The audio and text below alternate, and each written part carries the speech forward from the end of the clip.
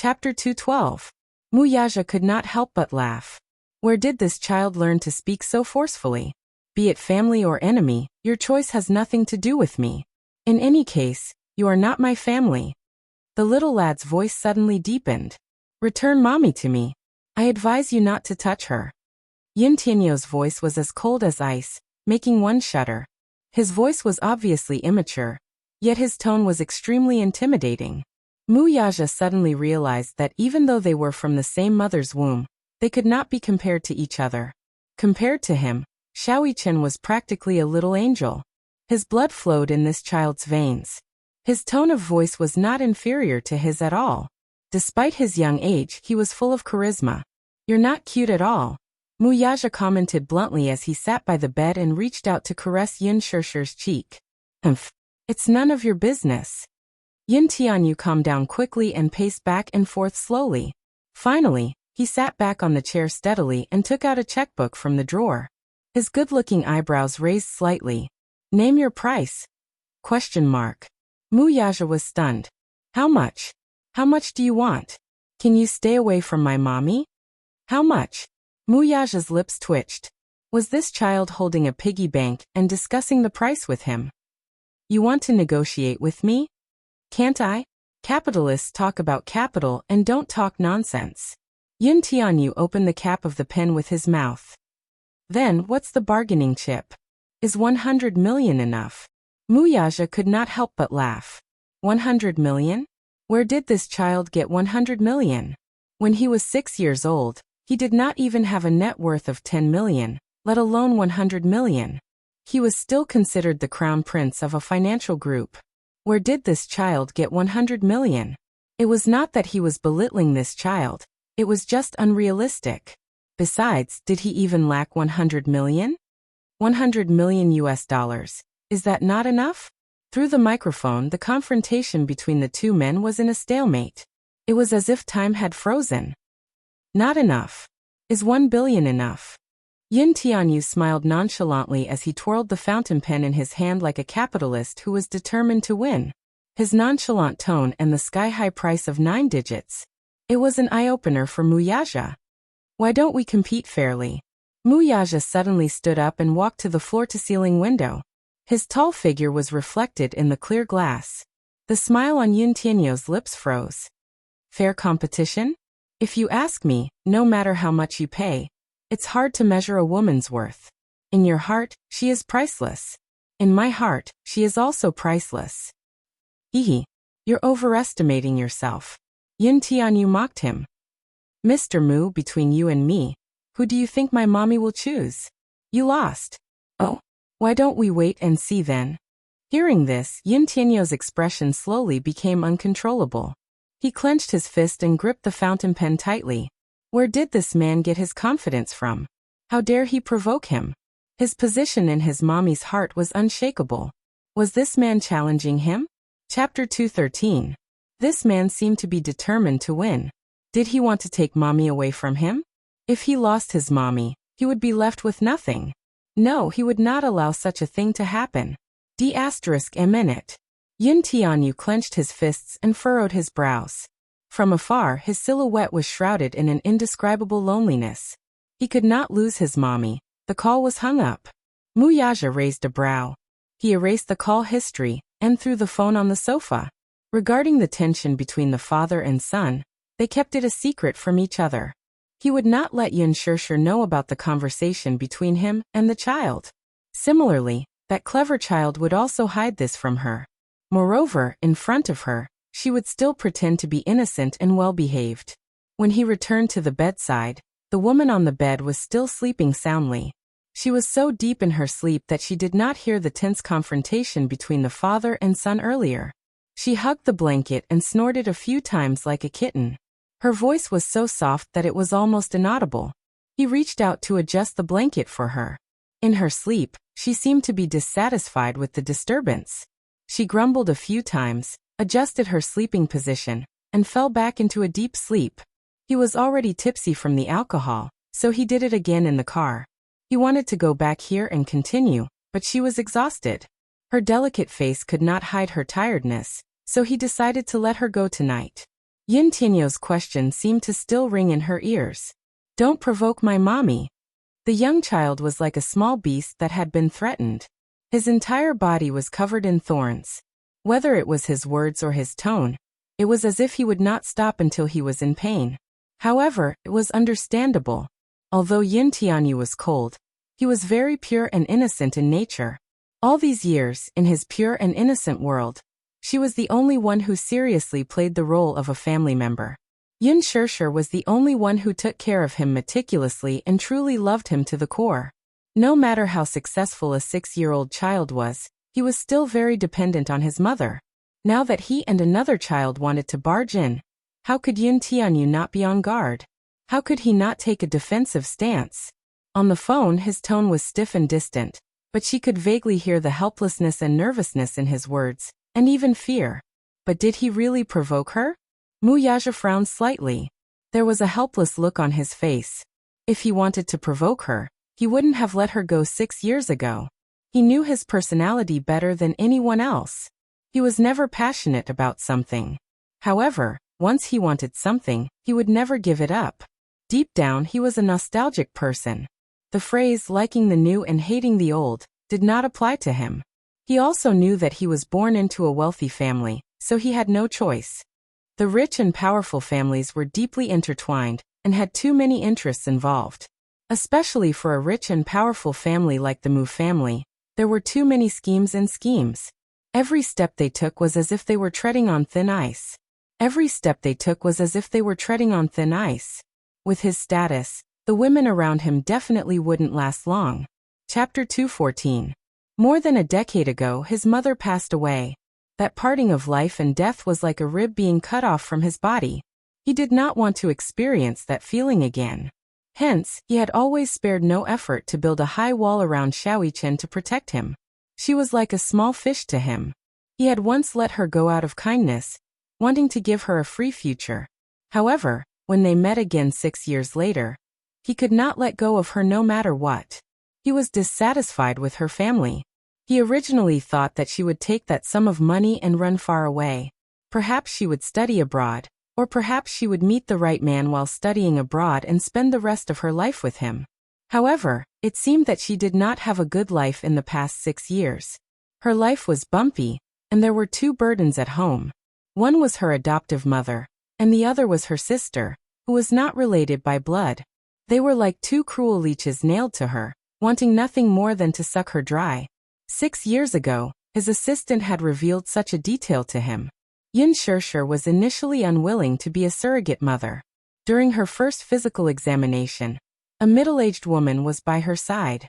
After some investigation, she found out that this woman was actually her adoptive mother. She was a filial girl. She had always been grateful to Yin Yeqing, who had adopted her.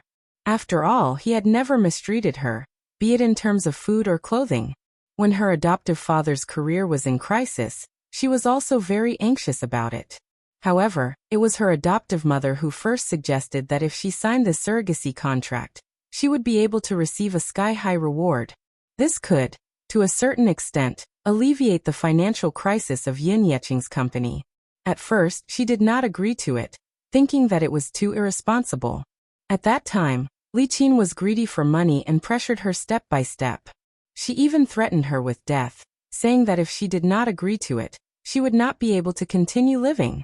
Li Qin even threatened that if she did not agree to it, she would not be able to lead a good life in the future. Her entire family would be implicated by her. Yin Shishir felt guilty and humiliated. She had no choice but to sign the contract. When Li Qin returned home, she pretended not to know anything about it, and even continued to humiliate her. Her heart was so vicious. When Mu Yaja first heard about this, he didn't take it to heart until the test report was sent to him. He took a look at her blood type and, for some reason, took a sample of her blood for comparison. There was news from the genetics department that the paternity test results showed that the possibility of her being the missing daughter of the Mu group was higher than that of her being the real daughter of the Mu group. Hence, Mu Wanru's identity was very suspicious. Mu Yaja had long suspected Mu Wanru's identity. However, this suspicion in the beginning had no basis at all. When Mu Wanru had just returned to the Mu family, Grandpa Mu had collected a sample of her blood and sent it for a paternity test. However, the results were not wrong. Therefore, even though the child did not look much like the mother, the Mu family did not doubt her identity at all. However, until the results of Yun Shirshir's paternity test came out, the so-called no problem in Mu Wanru's paternity test became the biggest problem. Who was the one behind all this? Mu Wanru. Impossible. How old was she at that time? What ability did she have to steal the test report? Someone else must have done something behind this. Chapter 215. Who could it be? In fact, he had already suspected Mu Wanru's identity a long time ago. When Mu Yaja was still young, Mu Sheng brought the 9-year-old Mu Wanru to him and told him that she was his future fiancée. Although he appeared nonchalant on the surface, he was very resistant in his heart. When Mu Wanru first came to the Mu family, Grandpa Mu was in a good mood and did not do a paternity test immediately. He only collected a blood sample and delayed the DNA test. It was only then that he realized that the girl's appearance seemed to be slightly different from her biological mother's. Be it in terms of eyebrows or facial features, they did not resemble each other at all. Hence, Grandpa Mu carried out the DNA test with a suspicious heart. At that time, Mu Wanru was still young and did not know anything about this matter. What could she possibly do at her age? When the test results were out, they were a perfect match. Even though Grandpa Mu found it strange, he did not take it to heart. He just thought that the child was still young and her facial features were not fully developed yet. When Mu Wanru reached adulthood, her facial features were already fully developed, but her appearance was worlds apart from that woman's. This aroused Grandpa Mu's suspicion once again. Mu Qingcheng, that was that woman's name. She was an adopted daughter that Grandpa Mu had met when he was middle-aged. She was not related to him by blood. Mu Yaja did not know much about this woman. He could not find a complete version of her information. It was as if someone had deliberately sealed her past. This person was most likely Grandpa Mu. Most of Mu Qingqing's belongings were also cleaned up. Grandpa Mu was afraid that he would think of her when he saw them, so he sealed them in the basement. Only the jade pendant was left on him. He took it out at all times and stared at it in a daze. However, Mu Yaja did find out some clues about her background. Back then, in the capital, Mu Qingqing was just a lowly singer in the Paramount nightclub. At that time, before she was adopted by the Mu family, her stage name was Qingqing. It was said that she was an orphan and had no name. At that time, the capital was far from being as prosperous as it was now. However, with the economic reform, many wealthy families were quietly born. Even so, at that time, the Mu family, as a century-old wealthy family, was still the most powerful family in the capital. At that time, there was a bustling commercial street in the capital. Now it was just a street of bars. At that time, bars and nightclubs had not yet become popular. Cabarets and dance halls were the most important places for the rich to spend time after their meals. The Paramount Karaoke was located in a bustling area and was one of the many properties under the Mu family's name. Paramount Ballroom was about to close down due to poor management. Later on, the owner of the dance hall somehow managed to find Mu Qingcheng, his treasure. Not only did she have a naturally good singing voice, but she was also good at ballroom dancing. What was even rarer was that, just like her name, she had a beautiful face that could topple cities. She was unparalleled in her generation, and was famous for a time. Because of this, as time passed, her status in the dance hall gradually rose. Even the business of the originally declining dance hall flourished. She even stole the business of the most popular dance hall at that time. Chapter 216. The other club owners were all itching to get their hands on this treasure. They all offered high prices and tried to get their hands on this treasure. This was a money tree that was guaranteed to bring in profits and never lose money. At that time, there were many people trying to steal her. However, Mu Qingcheng was a woman who cared a lot about relationships. Even though the other club owners promised her much better treatment, she remained unmoved. Since then, Mu Qingcheng was recognized as the #1 singer in the city. She established a position that no one could surpass. Later on, the Paramount's business became more and more prosperous while the other club's business became more and more quiet. In the end, there was no other way. The other clubs had to close down, leaving the Paramount alone in the city. The club owner treated her very well and never mistreated her. After all, he was the face of the club. Naturally, he had to treat her like a Buddha.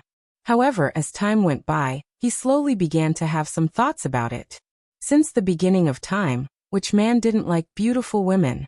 Plus, she was such a seductive woman. Which man could reject her? At that time, Mu Qingcheng was a flower. She wasn't even 18 yet, and was still very young. Without the makeup she wore on stage, she was like a lotus flower in clear water. Her entire body was filled with a fatal temptation. Once, when he was sending her home, he suddenly pounced on her at her door. Mu Qingqing didn't think he would have such thoughts and was shocked. Though she was a singer, she had a proud personality. In a moment of desperation, she was so embarrassed that she forced him to leave. He didn't get what he wanted and left angrily. However, she didn't know that this scene was secretly filmed by a tabloid reporter and published in the newspaper. Therefore, the rumor about the dancer's impurity became a hot topic in the city. In just one night, her life had undergone an earth-shattering change. Originally, in the eyes of the customers, she was sacred and inviolable. However, as her scandal spread throughout the city, her image fell. The customers began to touch her. Their actions became bolder and bolder, and they became unruly. Every time she asked for help from the director, because he was still holding a grudge, he turned a blind eye. Mu Qingcheng was extremely aggrieved. She was suddenly tired of this deep water and hot life. She was also tired of being lost in debauchery. She was even tired of her own life. The rumors were getting worse and worse, and the customers were getting more and more unreasonable. Some of them even resorted to underhanded means to fight for the treasures.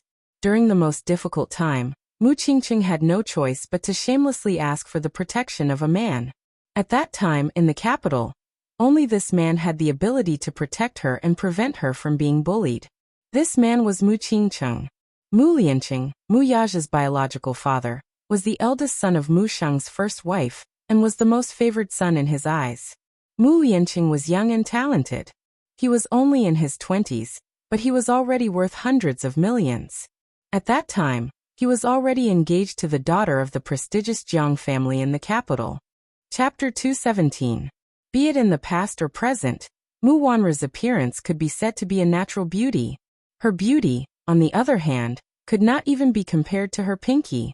Hence, when Mu Wanru came of age, he did another DNA test for her. Somehow Mu Wanru found out about this matter and hurriedly bribed the geneticists to secretly tamper with the DNA report.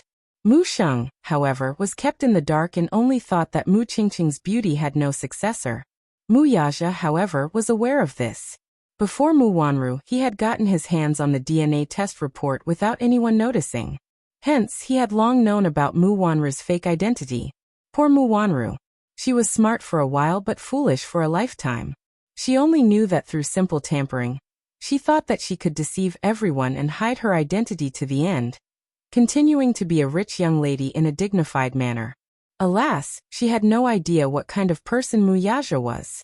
Ever since he was born, he had walked through the bloodshed of the rich and powerful. Power, wealth, competition, and scheming. Mu Wanru probably did not have the slightest knowledge of all the schemes he had seen. Mu Sheng was old. Although he was a scheming old ginger was spicier with age, no matter how old a ginger was, it was no longer shrewd at his age. It was inevitable for a withered tree to become muddle-headed. Still, he was not old. Mu Wanru could scheme against him, but she could not scheme against Mu Yaja.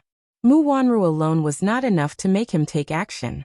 He had always suspected that Mu Wanru was hiding a shocking conspiracy behind her. This was also the reason why he did not make a move. Old Master Mu was already old. Even though he was still the chairman of Dishing Financial Group in name, and held the largest share of the company's shares, now that he had retired, he could entrust everything in the financial group to his most favored grandson, and enjoy the rest of his life in peace. However, he was old and did not have much time left. Hence, it was inevitable that some people would set their sights on his inheritance rights. Although Mu Yaja was the rightful heir and the future head of the Mu family, the rest of the Mu family might not sit by and do nothing even if the old man gave his approval. Grandpa Mu had 3 wives, and the first wife only had one son, Mu Yaja. Mu Yaja was the only son of Mu Lianqing and Jiang Yishan, But it was not as if there was no one else in the Mu family other than him. With Grandpa Mu's health deteriorating in recent years, those who coveted the position of the Mu family's heir could no longer sit still. Women had always been the victims of power struggles in the rich and powerful families. When Mu Yaja held Yun Shishir's DNA report, he did have some thoughts about it. Since she was the real daughter of the Mu family, and Mu Wanru's identity was fake while hers was real, then everything should be returned to its rightful owner. In that case, Yun Shishir was his real fiancée. He had seen an old photo of her, and whether it was her appearance or her refined aura, they matched perfectly. There was no need for further verification. As long as he brought her to Grandpa Mu for a look, he would know who was real and who was fake. There was no need for any additional explanation. Yun Shishir had perfectly inherited Mu Qingqing's beauty and extraordinary aura. This was the best evidence. However, he did not do so. Chapter 218. A pure and kind girl like her should have a better place to belong to. To him, women were dispensable, and his wife was just a title. All women were the same. He told himself that he would never understand true feelings. To him, falling in love would only add another weakness to his body, and that would be fatal. Being in a rich and powerful family was not suitable for a woman as pure as a piece of paper. Now, however, he learned that he had a son, and under the meticulous care of this stupid woman, he was so outstanding. He had no choice but to rack his brains for a solution. Sitting on the edge of the bed, Mu Yaja stared at Yun Shishir's quiet profile and fell into deep thought. It was late at night, but Yun Tianyu did not feel sleepy. He climbed out of bed in his pajamas. Since he had nothing to do and was thinking about Yun Shishir, he tossed and turned restlessly in bed. Thus, he sat at his desk and did an advanced mathematics exercise book with all his might. He switched on his computer and his inbox beeped. He clicked to open it. It was the information he had previously instructed Li Hanlin to investigate. Lu Jingtian. Her name was pleasant to the ears, but why was she so vicious? Yu quietly looked at it. His fair fingertips tapped rhythmically on the table, as if he were seriously calculating something. Previously, he was full of grievances at Mu Yaja's place. Now that there was no news from his mother, he was even more vexed. Therefore, he was not in the mood to ask about this woman for the time being. However, just as he was about to close his inbox, Li Hanlin sent him a few more emails. This time, it was a few videos he had obtained from the hotel's barbecue. In a hotel like this, the surveillance footage was kept secret. Unless the police were present at the scene, ordinary people would not have the authority to access it. He did not know how Li Hanlin managed to get his hands on it. When he opened the video, he saw the scene of Lu Jingtian beating up a woman in the hotel's long corridor. The reason he could recognize Lu Jingtian at a glance was that he had memorized her outfit at the gala. Her gown was highly recognizable, so it was not difficult to identify her. The cameras in the Imperial Palace Hotel were set up very discreetly, but the camera angle was broadened to the maximum, directly facing the corridor and the elevator door. Those who were familiar with the hotel knew that these two places had always been the focus of the surveillance cameras. Therefore, there were actually two videos taken from different angles. Lu Jingtian could be considered to have committed a crime. In a moment of anger, she forgot to choose a secluded spot, and directly went up to Yun Na to punch and kick her. Relying on her powerful and influential father, she did not have much scruples. The first video he clicked on was still a little blurry. From this angle, he could only vaguely make out Lu Jingtian's back. As for the facial features of the person who was beaten up by her, it was so blurry that she could not recognize him at all. When she clicked on the second video, she saw that it was a head-on shot of the two people. The angle was precise, and her facial features were clear. She recognized Lu Jingtian at a glance, as well as the face of the woman she had been beating up. Yun Na? He furrowed his brows. Did she go to the cocktail party tonight? Why didn't he see it? Could it be that it had something to do with him arriving too late? Chapter 219. After a long time, until 10 minutes later, she finally walked out with a flustered expression. After another 10 minutes, a few security guards rushed to the scene, and took the unconscious Yun Na away from the scene. Yu Yu's handsome and youthful face was in deep thought. His watery eyes were full of calculation. Lu Jingtian, tonight's gala was really exciting. How could there be such an exciting show? Although he did not pity Yun-na for ending up in such a state, he only felt that she had suffered the consequences of her own actions. Although he was young, he understood the concept of karma. When a person sowed a seed, he would bear a fruit. Sowing good karma, reap good results. Sowing evil karma, reap evil results. Although he thought so, he was still shocked by Lu Jingtian's ruthlessness. Alas, this woman was too vicious. From the video, he did not know what she had done to Yun-na. Her face was covered in blood, and it was too horrible to look at. He did not care what kind of person she was and could not be bothered to pursue it. However, when he thought of how she had targeted his mommy at the gala earlier and how she had spoken ill of her, his face turned frosty at the thought. He was not afraid of anything. He was only afraid that this woman would use the same method to deal with his mommy. Thinking of this, he felt an uncontrollable chill in his heart. He double-clicked on the video to save it and replied to Li Hanlin with 3 words. Wait for the right time. Li Hanlin could not help but click his tongue in wonder. Wait for the right time? Wait for what time? Was it not the best time now? He had racked his brains to get his hands on this video. He thought that Yun Tianyu would eagerly sell it to the media at a high price to tarnish Lu Jingtian's reputation. However, Yun Tianyu did not do that. Instead, he calmly asked him to wait for the right time. The right time? What time was it? He suddenly recalled a decision Yun Tianyu had made during the board meeting.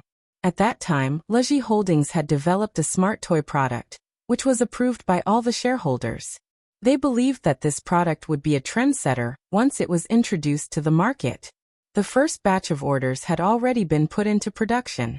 At that time, the market was hot, and the board of directors was anxious to introduce the product to the market. However, the contract for the product's introduction was passed to Yun Tianyu, and it was only waiting for his signature. However, he had been biding his time. The board of directors was anxious.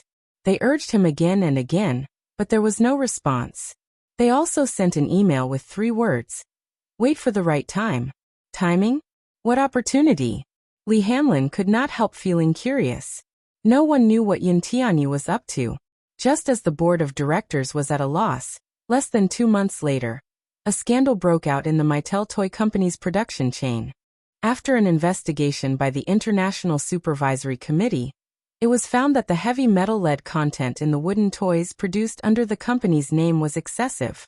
In the risk assessment, there were problems such as excessive amounts of toxic solvent residue, and even the surface coating was prone to discoloration. Mattel Toy Company was one of the leading toy manufacturers, and was also Leji Holdings' biggest competitor. The building blocks they produced were very popular all over the world. Therefore, once this scandal was exposed, the whole world was shocked and his reputation hit rock bottom. At that time, parents were very concerned about the quality of toys. Chapter 220. Leji Holdings struck while the iron was hot. They released an announcement letter, an internationally authoritative product inspection report, and mercilessly criticized Mattel for its unscrupulous behavior. Because of this, Leji Holdings held a grand product launch using Mattel as a stepping stone, and made a beautiful comeback. That quarter, Leji Holdings occupied a total of 60% of the global toy market. It was also after this incident that the board of directors was in awe of this mysterious shareholder. Yun Tianyu once said that he would not make a move easily, but once he did, he would not give his opponent any chance to make a comeback. When he said this, he was nonchalant, but thinking about it now, it was chilling. For a 6-year-old child to have such business acumen and shrewdness, what was even more commendable was that he also had such charisma. No matter who it was, they would be shocked by him. Naturally, Yun Tianyu would not tell him what he was waiting for. He had his own plans. Asterisk warmth filled the room. It was rare for Yun Shirshir to have such a good sleep. In the past, she had not been sleeping well. Most of the time, she would have nightmares, but this night, her sleep was exceptionally peaceful. At dawn, her biological clock, which had always been accurate, woke her up. The curtains were tightly drawn, so no light could pass through. The room was filled with darkness, but it was so oppressive that she almost couldn't breathe. Her head, which was hung over, started to hurt. The acid in her stomach kept churning, making her feel extremely uncomfortable. Sleepily, she reached out to touch her throbbing temples. However, A broad palm was one step ahead of her. It rested on her acupoint, and the slender fingers massaged it with just the right amount of strength. With a moderate amount of massage, the swelling pain in her head subsided a little. However, by the time she realized where this hand was coming from, with a buzz, a white light exploded in Yin Shirshir's head. It was so dazzling that she lost her sight. She secretly peeked at the scene in front of her through a slit. She did not dare to open her eyes wide. She saw a man lying face to face beside her. His long arms held her against his chest domineeringly. Both of them were naked with only a blanket covering them. She looked down from the corner of her eyes and saw the hot scene. Her cheeks immediately became hot, and even her ears were red as if they were about to bleed. The man's body was well built. She had seen him in a suit before. He was tall and slender, but she did not know that his body under the suit was so fit and well proportioned. This scene undoubtedly caused her mind to be in a mess. Messed up. Even her breathing was messed up. Yin Shirshir vaguely recalled last night's scene. That blushing and heart-pounding scene flashed before her eyes. She could not help but feel her throat tightened, and her breathing became difficult. Although she was not good at drinking, she could still remember her. In her memories, the man's holding her in his embrace sat her, and they were so gentle that they seemed to melt into each other's flesh and blood. The more she recalled, the more her eyes could not help but redden. God, what stupid things had she done? She secretly blamed herself. She was clearly not good at drinking, but she still forced herself to drink a glass. That glass had caused her to be in trouble. How could she have been eaten up so cleanly just like that? Chapter 221. Sensing her slight movement, the man woke up as well. He had always been a light sleeper. When he was young, under Mu Sheng's arrangement, he had entered the special military camp for special training. Hence he had an amazing sense of danger. Even the slightest movement in his sleep would wake him up in an instant. You're awake. Mu Yaja lowered his head and inched closer to her. His warm breath brushed against her cheek, causing her face to flush red instantly. His voice was hoarse and languid, as if he had just woken up from a dream. His deep voice was actually so magnetic. The man's question startled her, though, and her heart thundered. She did not respond and immediately shut her eyes tightly. Her whole body stiffened as if petrified, and she did not dare to move recklessly. This was her first time sleeping with a man. She was so nervous that she could not even control her breathing. One moment, her breathing was rapid, and the next moment, she held her breath. Her nerves were extremely tense. One must know that she had never been in a proper relationship before. She had not even held a man's hand before. This was her first time sleeping with a man on the same bed. She was so nervous that she did not even know where to place her hands. Mu Yaja could not help but laugh. This woman was actually pretending to be asleep in front of him? Her acting skills were terrible and could not even compare to her precious son's natural acting skills. He could tell at a glance that she was pretending to be asleep. I know you're awake. Yin Shirshir's heart skipped a beat when she heard this, but she still kept her eyes tightly shut. She suddenly turned around and pretended to mumble incoherently, as if she were sleep-talking. Her body, however, inched toward the edge of the bed, only wanting to get as far away from this vile man as possible. The man got up slightly and lazily propped his head up with one hand as he looked at her with a smile. It was as if everything she was doing now was just a meaningless struggle.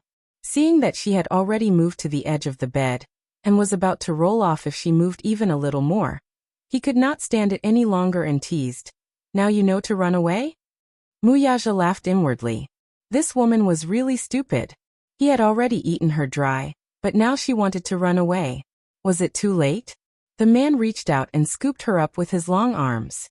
Yin Shirshir felt the world spin in front of her eyes. She held her breath and almost cried out. When she secretly opened her eyes again, she saw the man's handsome face magnified in front of her eyes. Mu Yaja flipped over and used his arms to support her. He held her under his body and enjoyed her incomparably shy expression. Yin Shirshir was incomparably vexed. Heavens, why did she have to wake up? Why didn't she just keep sleeping? When she woke up, the situation was so embarrassing that she didn't know how to deal with it. You're awake. Are you still pretending to be asleep? Yin Shirshir pursed her lips tightly. She was so embarrassed that she didn't dare to make a sound. She just closed her eyes tightly, trying to deceive him. But the man didn't seem to want to give her the chance. Muyaja's lips curled into a mischievous smile as he pinched her cheeks. Open your eyes and look at me, okay? He didn't use much strength. Yin Shirshir clenched her teeth, but she still didn't want to open her eyes. Opening her eyes would only make her more ashamed and unable to show her face. On the soft king-sized bed, it was his world at that moment. She didn't want to open her eyes, but he had plenty of ways to wake her up. Chapter 222. Pressing down on her, in this position he possessed her. Even though she was somewhat resistant and repulsed, her reaction was not as intense as the first time. Her weak struggle was not worth mentioning to Muyaja. In the depths of love, she could only blindly bury her little face into his neck and endure silently. This delicate appearance was simply like an aggrieved kitten, whining and protesting weakly from time to time. Her hot breath blew against his ear, but it was undoubtedly a disguised form of torture to him. Little did she know that her actions had triggered a hidden undercurrent in him, almost turning him into a beast and devouring her until not even her bones were left. Undoubtedly, in this aspect, Muyaja was a man with a lot of energy. Compared to him, her stamina was really poor, and in the end, she was actually a little dazed. There were a few times when he wanted to get her on top of him. However, her body was extremely weak, so he had no choice but to press down on her like this a few times, which could be considered to have satisfied him. When dawn came, he stopped. As for her, in the end, she could not resist the fatigue and her body was extremely weak. She fell onto the bed and was unwilling to move. Her eyelids were extremely heavy, and she could not lift them no matter how hard she tried. She turned around and quickly fell asleep. The spacious room was filled with a charming atmosphere that was unique to those who had just had sex. Until his heavy breathing slowly calmed down, he was secretly a little puzzled. When did he become so greedy for women? She lay on her side, her body unconsciously curled up into a small ball. Her messy black hair was scattered around the pillow, half covering her jade-like cheeks, and there was an indescribable charm to her. Her sleeping position was always curled up. He had once read a psychological study that said that women who slept in this position would always subconsciously lack a sense of security. Her appearance looked a little helpless, and it really made one feel pity for her. Muyaja lowered his head to look at her again. With just one glance, a certain part of him was stirred up again. This woman was really like a demoness from ancient times. She was born with the ability to bewitch people. Even if she was lying there motionless, her calm posture was always so bewitching. He pulled her into his arms and carried her off the bed. He went into the bathroom and cleaned her up. In the meantime, he summoned the servants and ordered them to remove the dirty sheets.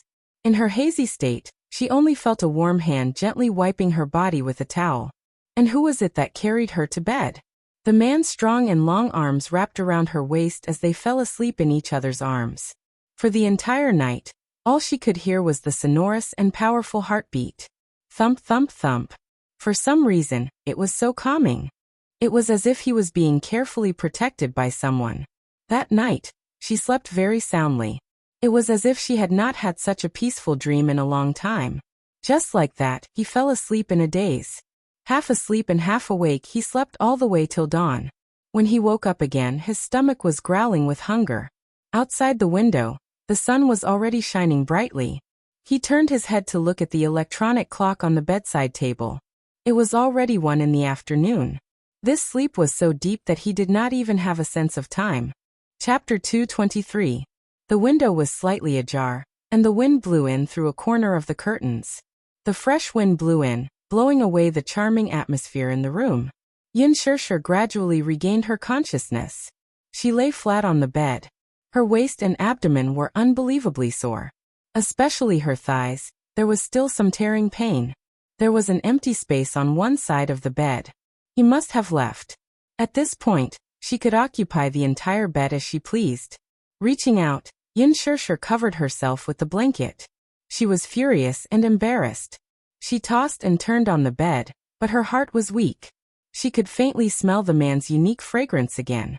She felt a little repulsed, but at this moment, she didn't even have the strength to lift the blanket.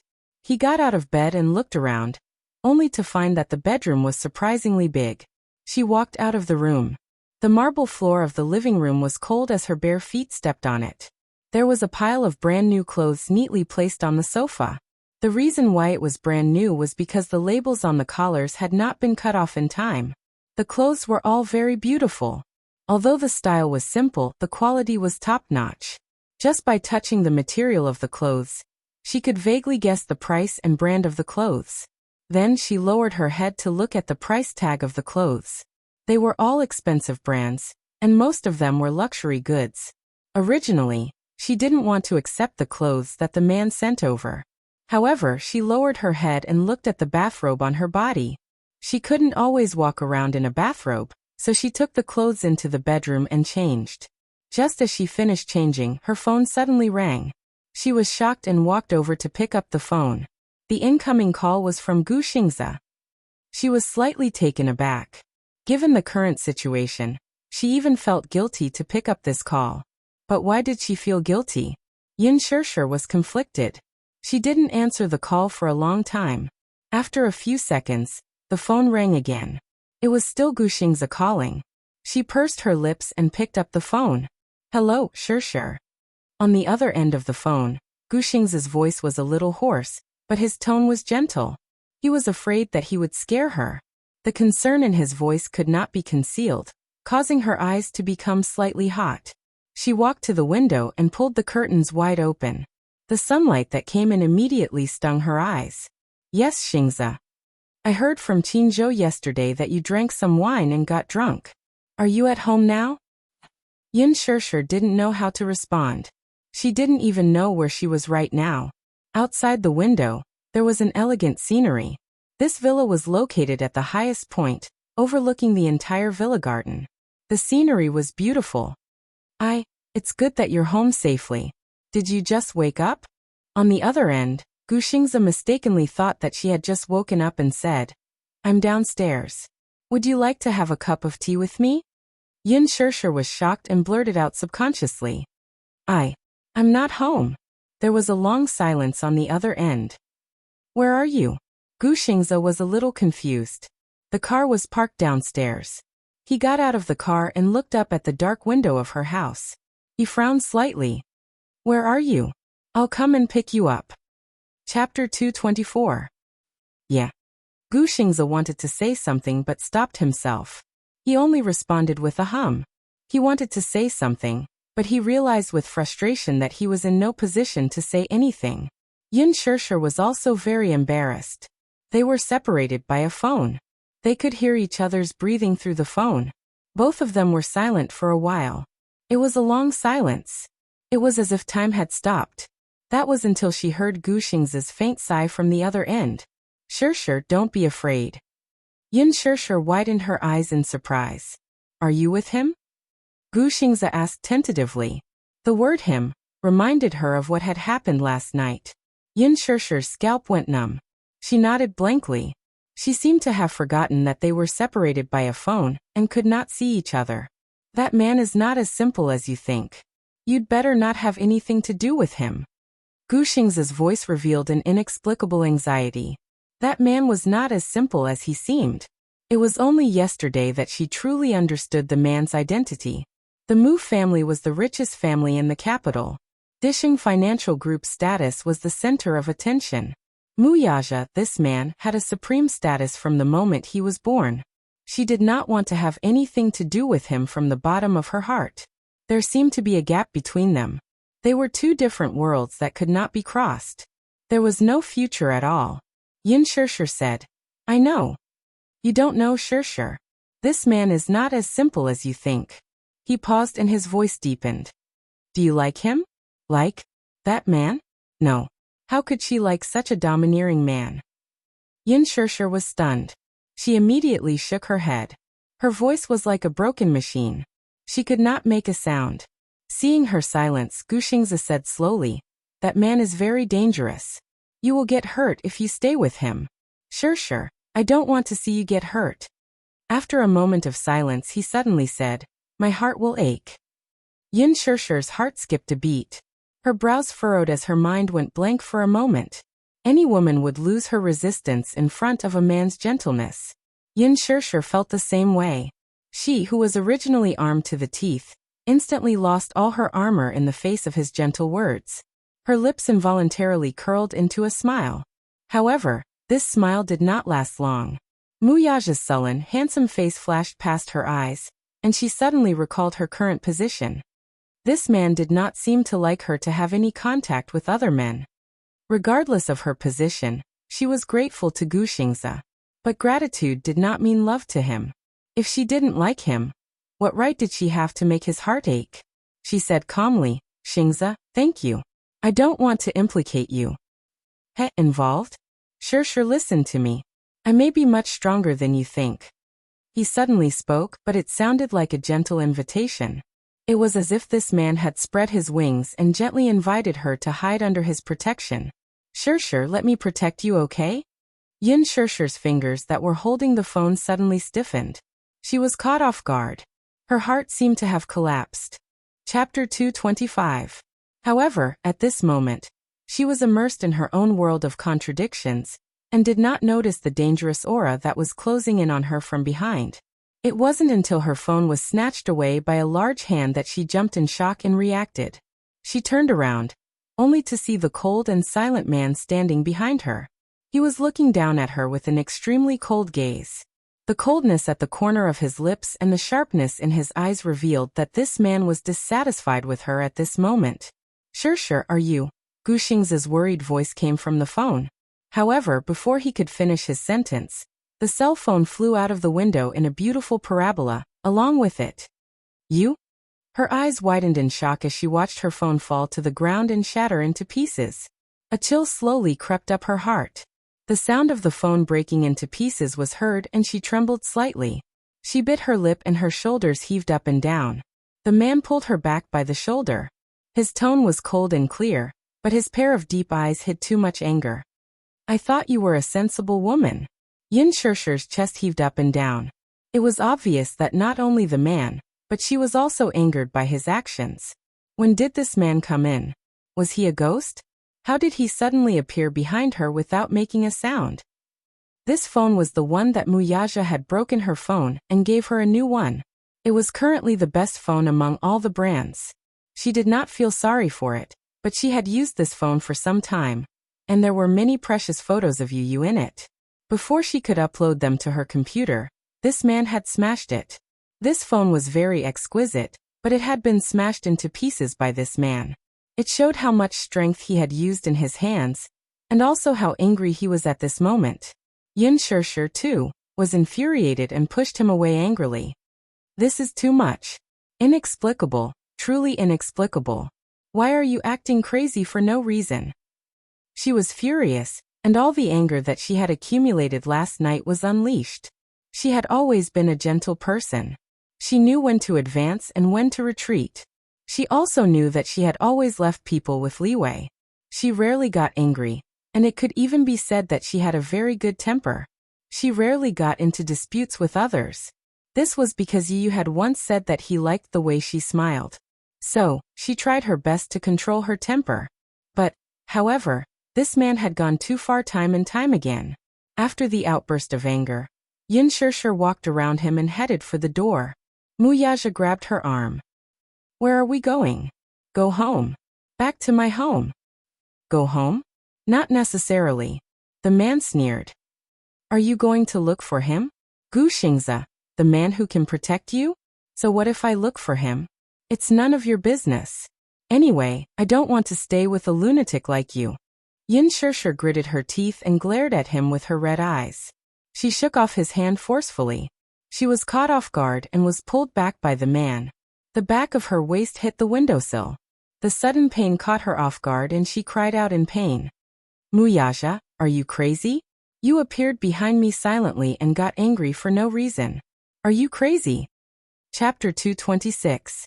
Woman, don't you know your own identity? Do I have to remind you of your current identity for you to understand what you should do and what you shouldn't do? My identity? What's my identity? Tell me, what's my identity? Yin Shurshu flew into a rage out of humiliation. She seemed to understand the meaning of the man's words in an instant. She grabbed his collar with both hands and said in a trembling voice, You mean I'm your lover, your woman, and your possession? Is this the identity you're talking about? Muyaja looked down at her from above. His expression was cold, but he didn't say anything. It was as if he acquiesced to her questioning. Yin Shirshir laughed coldly all of a sudden. Muyaja, how can you be so overbearing? What do you take me for? What do you take me for? Your toy? Your personal item? Do you want me to come and go as you please? Isn't that the case? The man retorted coldly. He was obviously agitated by her words and his face was ashen. Your little mouth is so fierce. Do you have to be so stubborn? You're my woman now. Since you're my woman, please have some self-awareness. Don't go around flirting with other people. I don't like my things being touched by other people. I don't like it. Your things? Isn't that the case? Everything on you, including your person, is mine. The man's domineering declaration was like an iron law that couldn't be questioned. Yin Shirshir laughed coldly as if she had heard the funniest joke in the world. She laughed softly and looked at him in disbelief. A trace of sparkling tears appeared in her red eyes. Am I your thing? You keep saying that I'm your woman, but what do you take me for? Your toy. Your personal item. All right, since that's the case, I'll return it to you. As she said that, she lowered her head and quickly unbuttoned her shirt. She took off her coat and threw it on him. She shouted herself hoarse. I'll return it to you. I'll return it to you. I'll return everything I owe you. Take it all. Muyaja looked angry. He grabbed her shoulders and stopped her. Why was this woman so stubborn? Was that what he meant? Was that what he meant? Must you belittle yourself like that? Am I belittling myself? You're the one belittling me. After a pause, she laughed coldly and mockingly. Flirting with other people? You're the one who's provoking me. Have I provoked you? Am I so cheap as to cry and beg to be your woman, and ask you to keep me as your mistress? Am I shamelessly sticking myself to you? No. You're the one who's been provoking me. Muyaja, why must you force me to do this? What's wrong's wrong? I only signed an unequal treaty with you 6 years ago. I admit that I was willing to sign this agreement. You didn't force me. Based on this contract, you've given me a sky-high amount of compensation. But I used my rights as a mother in exchange for your reward. If my father wasn't in danger, do you think I'd be willing to do this? 10 million? 100 million? Can I get my child back? Can I get my rights as a mother back? I'll give you 100 million and you'll give me your child. Are you willing? Are you willing? Chapter 227. Her confession was like a sharp knife that cut open the sadness that she had tried so hard to hide, causing her to bleed profusely. She had drifted from place to place since she was young, and she had never even seen what her biological father looked like. As far as she could remember, she only knew that she had a mother, but this closest relative had left her when she was still young. She finally had a family. Although Yin Yeching was not related to her by blood, he had still given her a family. Even if the members of this family were not friendly to her, she had never lacked for food and clothes. Repaying kindness was a principle that she had always believed in. One had to know that when her father was at his wit's end, he had been saving up a sum of money for her postgraduate studies. Her heart was not as hard as iron that she could watch her father be driven to his wit's end. She had no choice but to sign that humiliating contract. Was this what she wanted though? She only wanted to protect her family. Muyaja was caught off guard by her series of questions. He had never seen her lose control of her emotions. The current her was in despair and helplessness. The strength that she had tried so hard to portray seemed to have crumbled all of a sudden. What did I do wrong in my past life? Do I owe you anything? Or was he a heinous criminal who had killed someone and set the place on fire? Yes, I'm in the wrong. I shouldn't have taken away your child, but you. That's my child too. I'm willing to take responsibility for the breach of contract. I'll repay you with everything I have in this lifetime. You wanted me to stay by your side, and I agreed to it. Can you humiliate me like this though? I'm a person, not an object. I have thoughts, feelings, and emotions. I know pain too. Why are your words always like knives, stabbing me so painfully? I'm your woman. Shouldn't I have dignity? Don't I have the right to even have a human's basic dignity? How lowly am I that you have to trample on me like this? Just because I'm your woman, I have to open my body at your command and let you do whatever you want. Is this what you want? I'm not. Muyaja suddenly grabbed her cheeks and shouted, "Shut up." He felt like he was about to suffocate when he heard her confession in her heart. Every word made him shudder with fear. He hated the way she talked to herself. Was he like this? Was he that bad in her eyes? At his shout, she bit her lip and didn't say another word. Yin Shirshir glared at him, tears pouring out like a river. However, how could the grievances and bitterness that she had accumulated over the past 10 years be wiped out by a few heartfelt shouts and a few tears? She was not a puppet. She also had human senses. When she was happy, she wanted to laugh. When she was sad, she wanted to cry. But she could not cry. Yu was afraid of her tears. He was afraid that she would be sad. Therefore, she tried her best to hide her cowardice. Perhaps Yun Na was envious of her luck. She was able to gain Lin Fengtian's recognition and enter the entertainment industry in one go. Perhaps her future would be limitless. However, she was also envious of Yun Na for having a father and mother who pampered her unconditionally. They cared and tolerated her. She only wanted to be a normal woman with flesh and blood, not a walking corpse. She wanted to be loved, tolerated, and protected. At the very least, she did not want to be treated unequally. Chapter 228. Yin Shirshir broke down and reached out her hand to push the man. However, this man stood there like a mountain. No matter how hard she pushed, he didn't move an inch. Her heart was even more defeated. She hated this man who messed up her life but couldn't do anything to him. Take it away, take it all away. Don't torture me anymore. Yin Shirshir held her head and her back leaned against the window as she slowly slid to the ground. She buried her face in her arms and cried out loud. Like a child, she vented all the humiliation, anger, unwillingness, and despair that she had accumulated in her heart. Muyaja, I hate you. I hate you the most. Muyaja didn't know what to do for a moment. His heart hurt. He was flustered. He was extremely flustered. He had made her cry. Her sudden collapse caught him off guard. He stood there for a long time, looking down at her helplessly. He didn't know what to do. Why did this woman cry just like that? She even cried so aggrievedly and in such despair. It was as if all her defenses had collapsed and her true appearance was exposed in front of him. But what should he do with her? Could it be that he was wrong? Was it his fault? He only wanted to build a city and trap her in it. He wanted to give her all the things she wanted. Whether it was glory, wealth, or endless love, he hated other men thinking about her. He only wanted to hide her well, and not let anyone covet her. Was that wrong too? Then what should he do? Muyaja's brows furrowed slightly. His heart ached so much that he was about to suffocate. He had never shed a single tear. Even in the cruelest special training camp where he was covered in injuries, he had never shed a single tear. And for someone as cold as him, he had never felt heartache for anyone. However, this woman was crying so miserably in front of him. It made his heart ache without any warning. Don't cry, he shouted. Yin Shirshir didn't care about him at all. Her hoarse cries seemed to be complaining about his coldness. He held his forehead in frustration.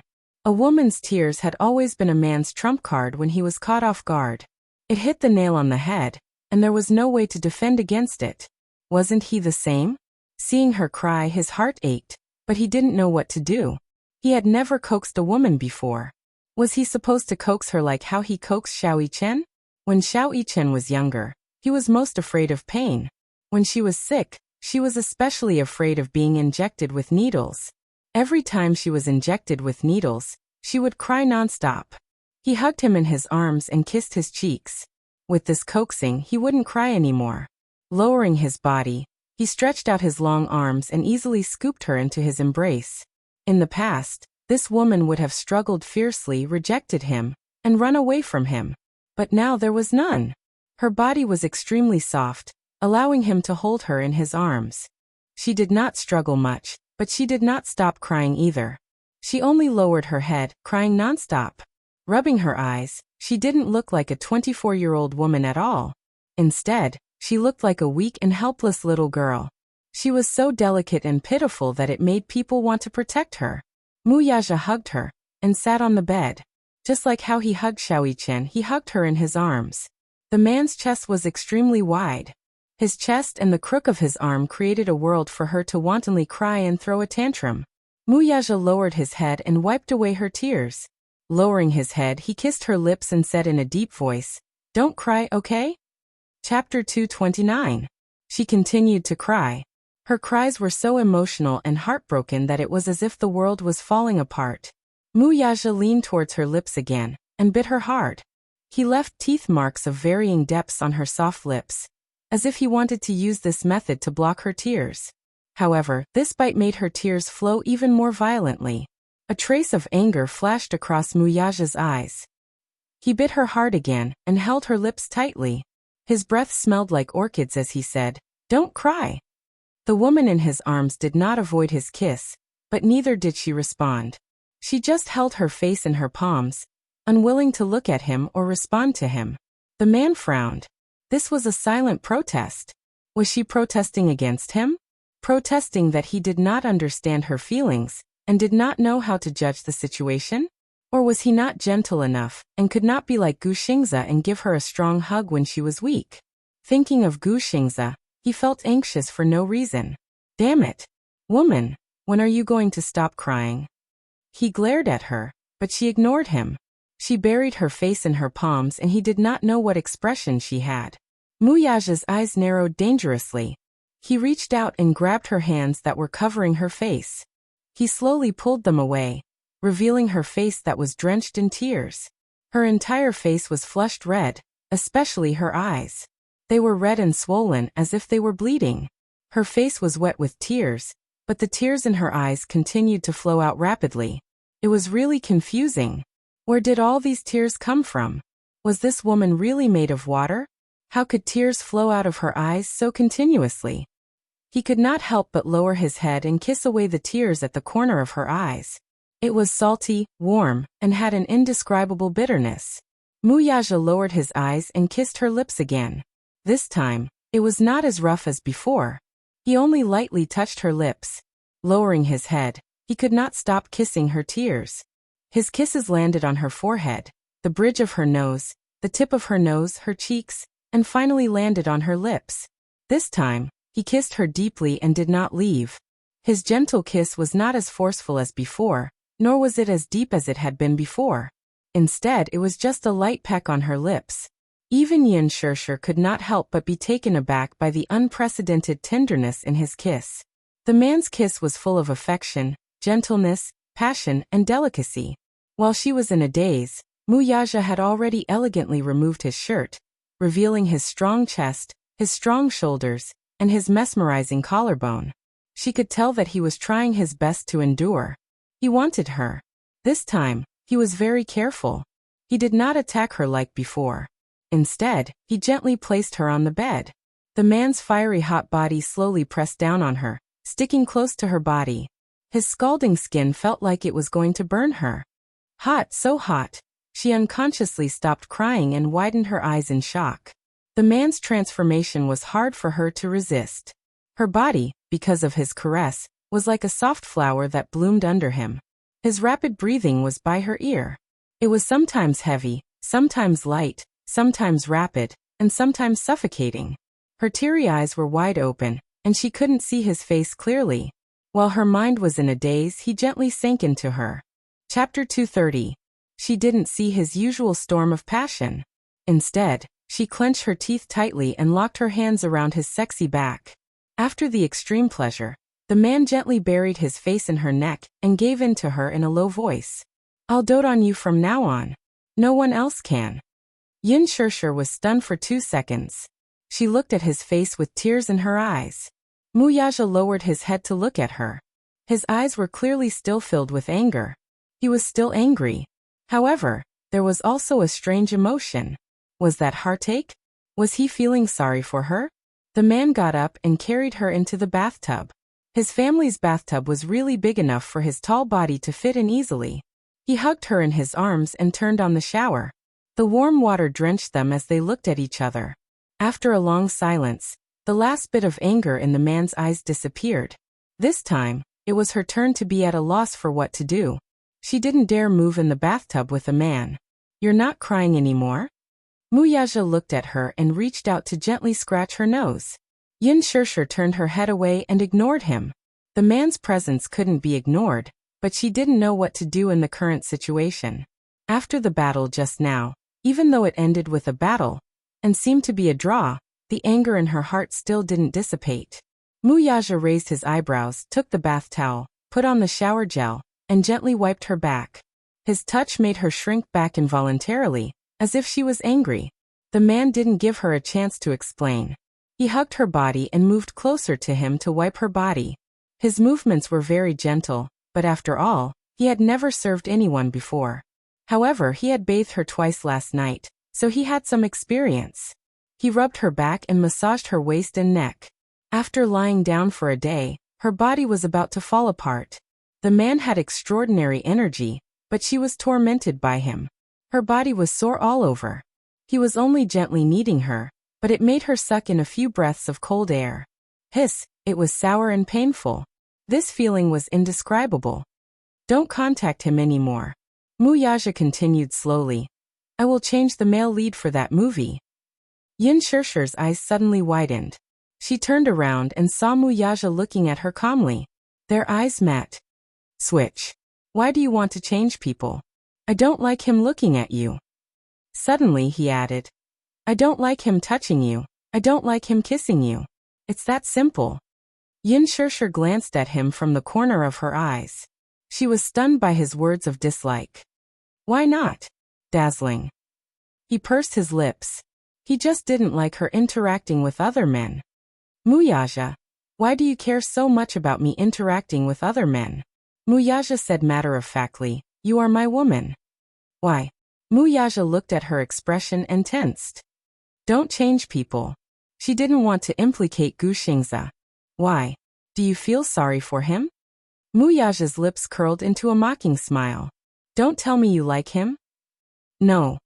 Chapter 231. Yin Shirshir glared at him angrily. Why couldn't this man tell right from wrong? How could he tell that she liked Gu Xingze? Muyaja laughed coldly. There was a strange emphasis in his tone. It's very suspicious that you care so much about him, isn't it? Yin Shirshir was stunned. Men usually didn't feel anything when they said it themselves, but she sharply sensed that his tone was strange. It was as if he was jealous. In the past, when she hugged other children in front of you also had the same expression on his face. His tone was also filled with jealousy. She raised her eyebrows but thought that she was overthinking it. She said, but Gu Xingze is indeed an outstanding actor. I've seen his movies before. His acting skills are very strong, and his overall performance is very strong. After all, he has been in the entertainment industry for 10 years. He has a lot of experience. She continued talking to herself, but she didn't notice that a certain man's expression was constantly changing. He stared at her. When she mentioned Gu Xingze, his eyes couldn't hide the respect and admiration he had for Gu Xingze. In his heart, he was a little unhappy. He got up slightly and leaned his broad upper body towards her. He lifted her arms up high and held her palms, trapping her between the wall and his chest. He suddenly got up, causing the water in the bathtub to overflow and soak the floor. Yin Shirshir widened her eyes in shock. Her arms were lifted high above her head. She wanted to struggle, but his arms were much longer than hers. She couldn't resist at all.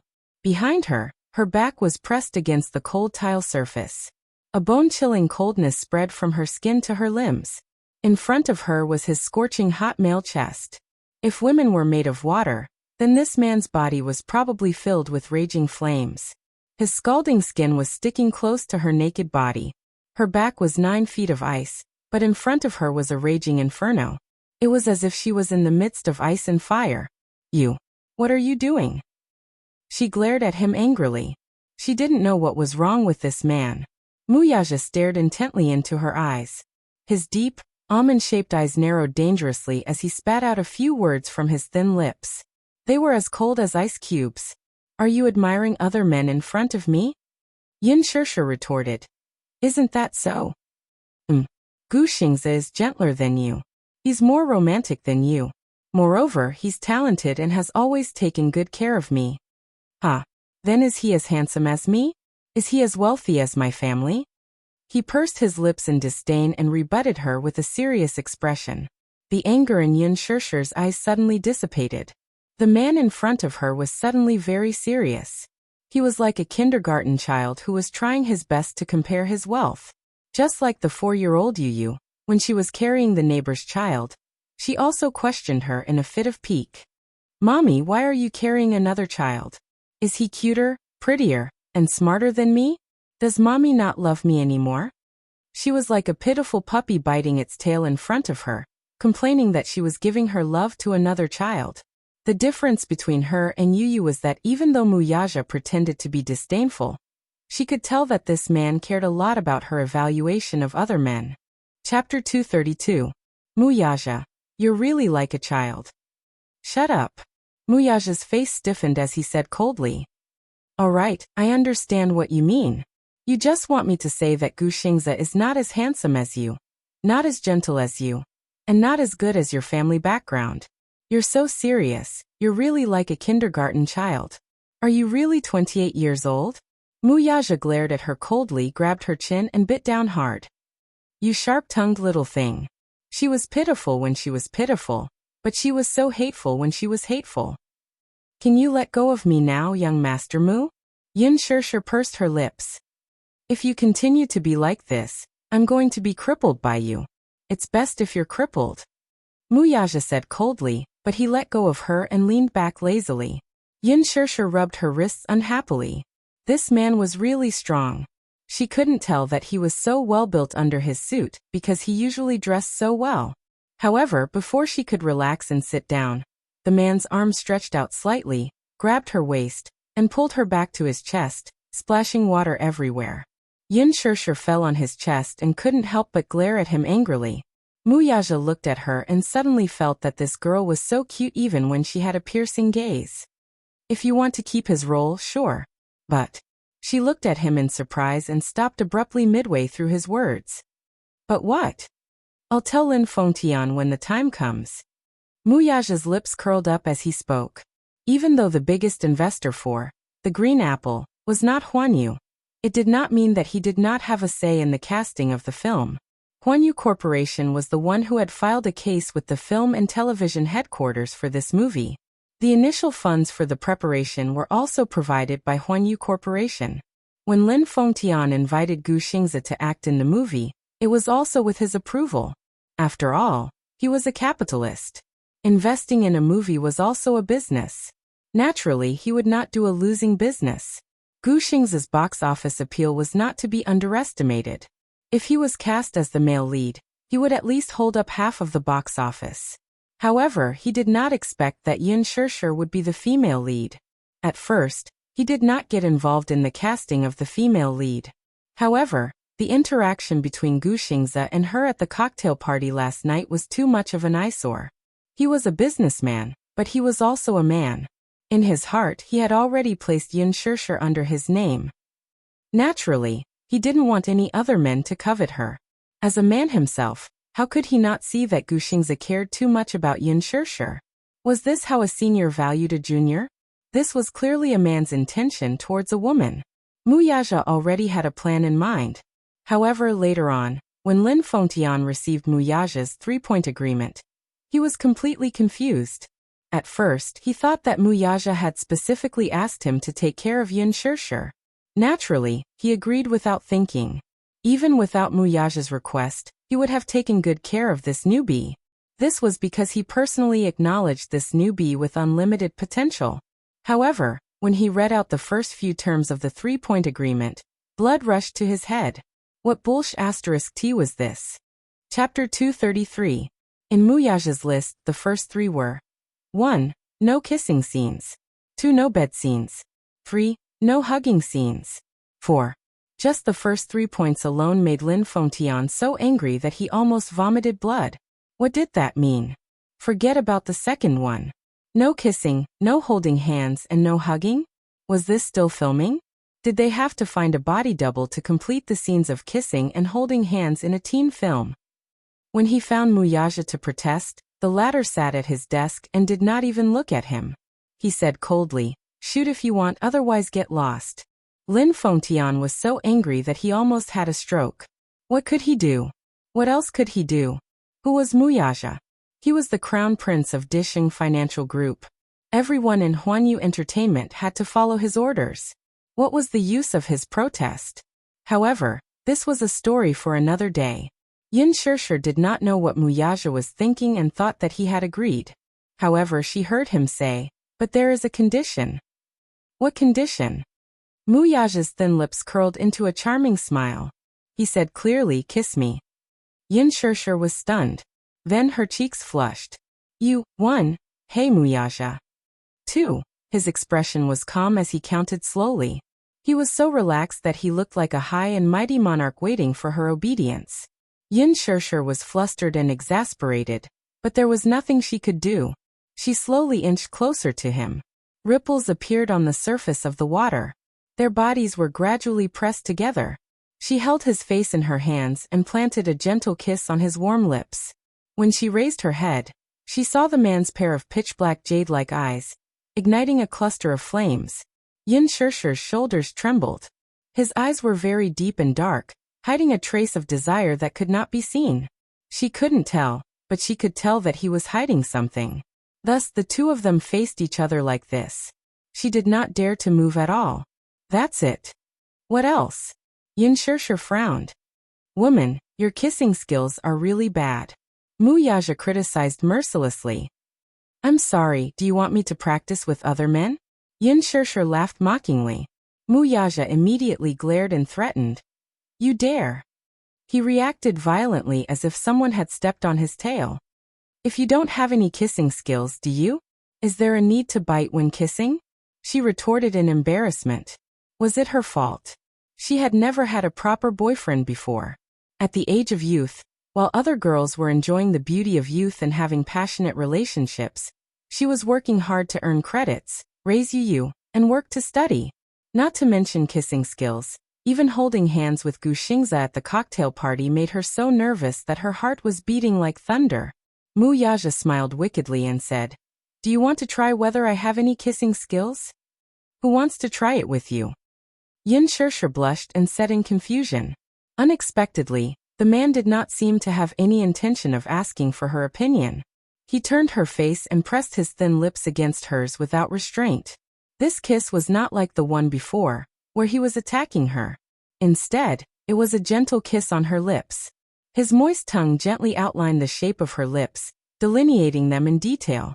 Sometimes, he would crush them heavily, and sometimes he would stay away from them. Chapter 234. Yin Shishir was a little dazed. She didn't know where to place her hands. Her hands rested on his chest as she clenched her fists nervously. This man had always been high and mighty.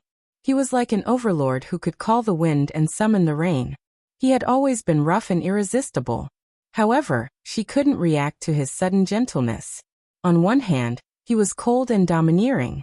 On the other hand, he was gentle and protective, as if he was holding her in the palm of his hand. Which one was the real him? Yin Shishir couldn't tell which direction she was heading in. He was immersed in it. She was also immersed in this tenderness and couldn't come back to her senses. Gradually, she knew how to respond slowly. After the kiss, their faces slowly separated. Her body seemed to have gone limp. Her limbs and bones lost their strength as she lay limp on his chest. Muyaja lowered his head and looked at her. Her eyes were like silk and her cheeks were flushed red. She was so pure and beautiful. Especially that pair of beautiful peach blossom eyes. They were shimmering and intoxicating. Even if he didn't drink, he couldn't help but feel drunk.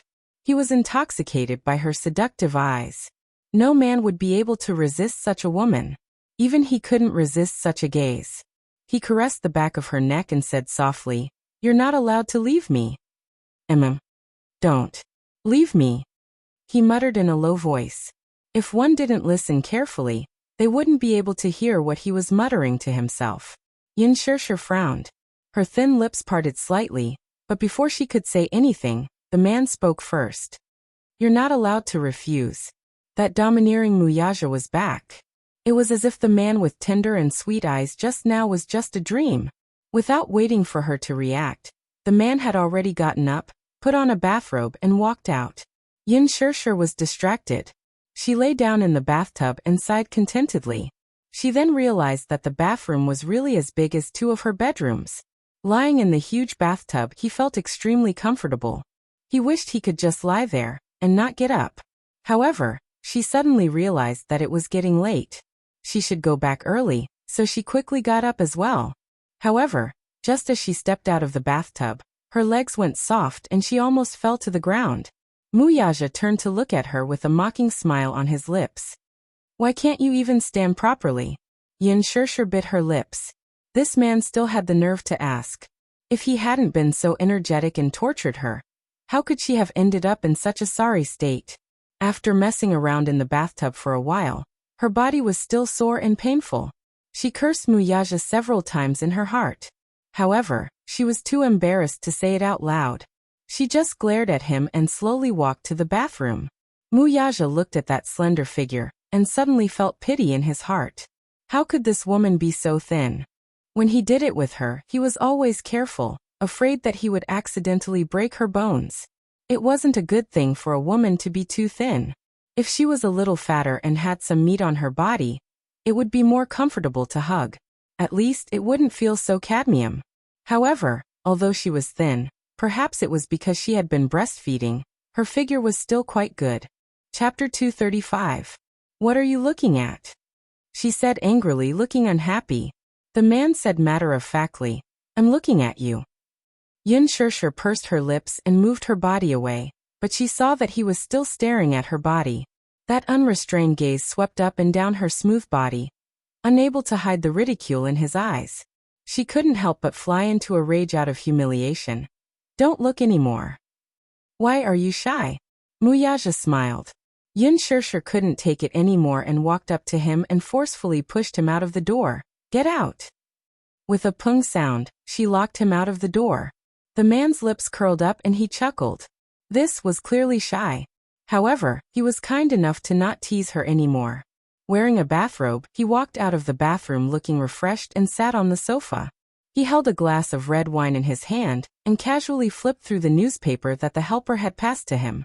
When he saw the headlines published in the newspaper, his gaze deepened and he took a sip of the red wine. His face was full of self-satisfaction. When she walked out, she saw that he was holding his head in one hand and flipping through the newspaper with the other. She suddenly felt that the situation was a little awkward. He was so comfortable, but she was a little uneasy. Muyaja turned his head and looked at her with a pair of playful eyes. The corners of his lips couldn't help but curl up into an interested smile. The current her had just taken a bath and her body exuded a refreshing fragrance. Her wet black hair was draped over her shoulders, and because she had just taken a bath, her fair little face was pink and tender. It was really a blush on her fair skin. A pair of watery big eyes stared at him shyly. Her hands were crossed in front of her chest as if she was shy and afraid. Her eyes were filled with a sense of vigilance. That innocent and messy gaze was as if she was afraid that he would eat her up. But it was this kind of small gaze that made it even more alluring. If it wasn't for the fact that she was too weak to stand up to the wind, Muyaja would have forcefully pulled her into his embrace, fiercely bit her lips, and pressed this enchanting and charming little demoness under his body, wantonly and ruthlessly ravaging, wantonly tormenting her, and heavily penetrating her body. However, he quickly suppressed the wildness in his body. Even though it was delicious, he could not be too greedy. An excellent hunter was full of confidence and knew when to stop. If the prey was scared away, then the gains would not make up for the losses. The future was long. Come here. Yin Shirshir was stunned for a moment before she asked warily, What are you going to do? As he spoke, he leaned back even more. It seemed like she was really afraid of him. You were so sharp-tongued just now, why? Muyaja chuckled and gently swirled the goblet in his hand. He raised his eyebrows and said, Are you afraid that I'll eat you up? She was really afraid that he would eat her up. This man was too energetic. She was really afraid that he would eat her up until not even her bones would be left. Yin Shirshir pursed her lips and moved a few steps. Her buttocks carefully sat on the sofa, but she sat far away from him. This scene was weird no matter how one looked at it. If it was any other woman, this kind of opportunity they would immediately stick to him passionately. But this little woman seemed to be rather afraid of him. Muyaja gently took a sip of the dry red wine and patted the seat beside him with his big hand as he said in a deep voice, "Sit over here."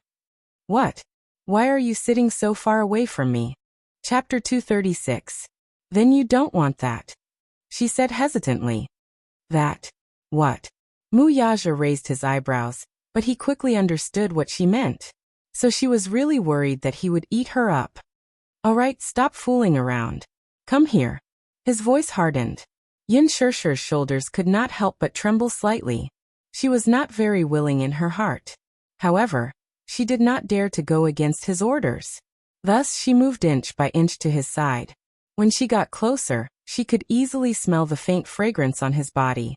This fragrance was quiet and elegant, just like the fragrance of magnolia. Muyaja caressed her hair with one hand. It was wet, but it still had a warm air to it. He rubbed it hard and raised his eyebrows. "You ran out with your hair still wet?" It was very easy to get a migraine like this. Women, especially at her age, needed to take care of their bodies the most. If she did not blow dry her hair in time, the moisture would enter her body. When she was slightly older, she would always have headaches. This girl really did not know how to take care of herself at all. Did she not even know this bit of common sense?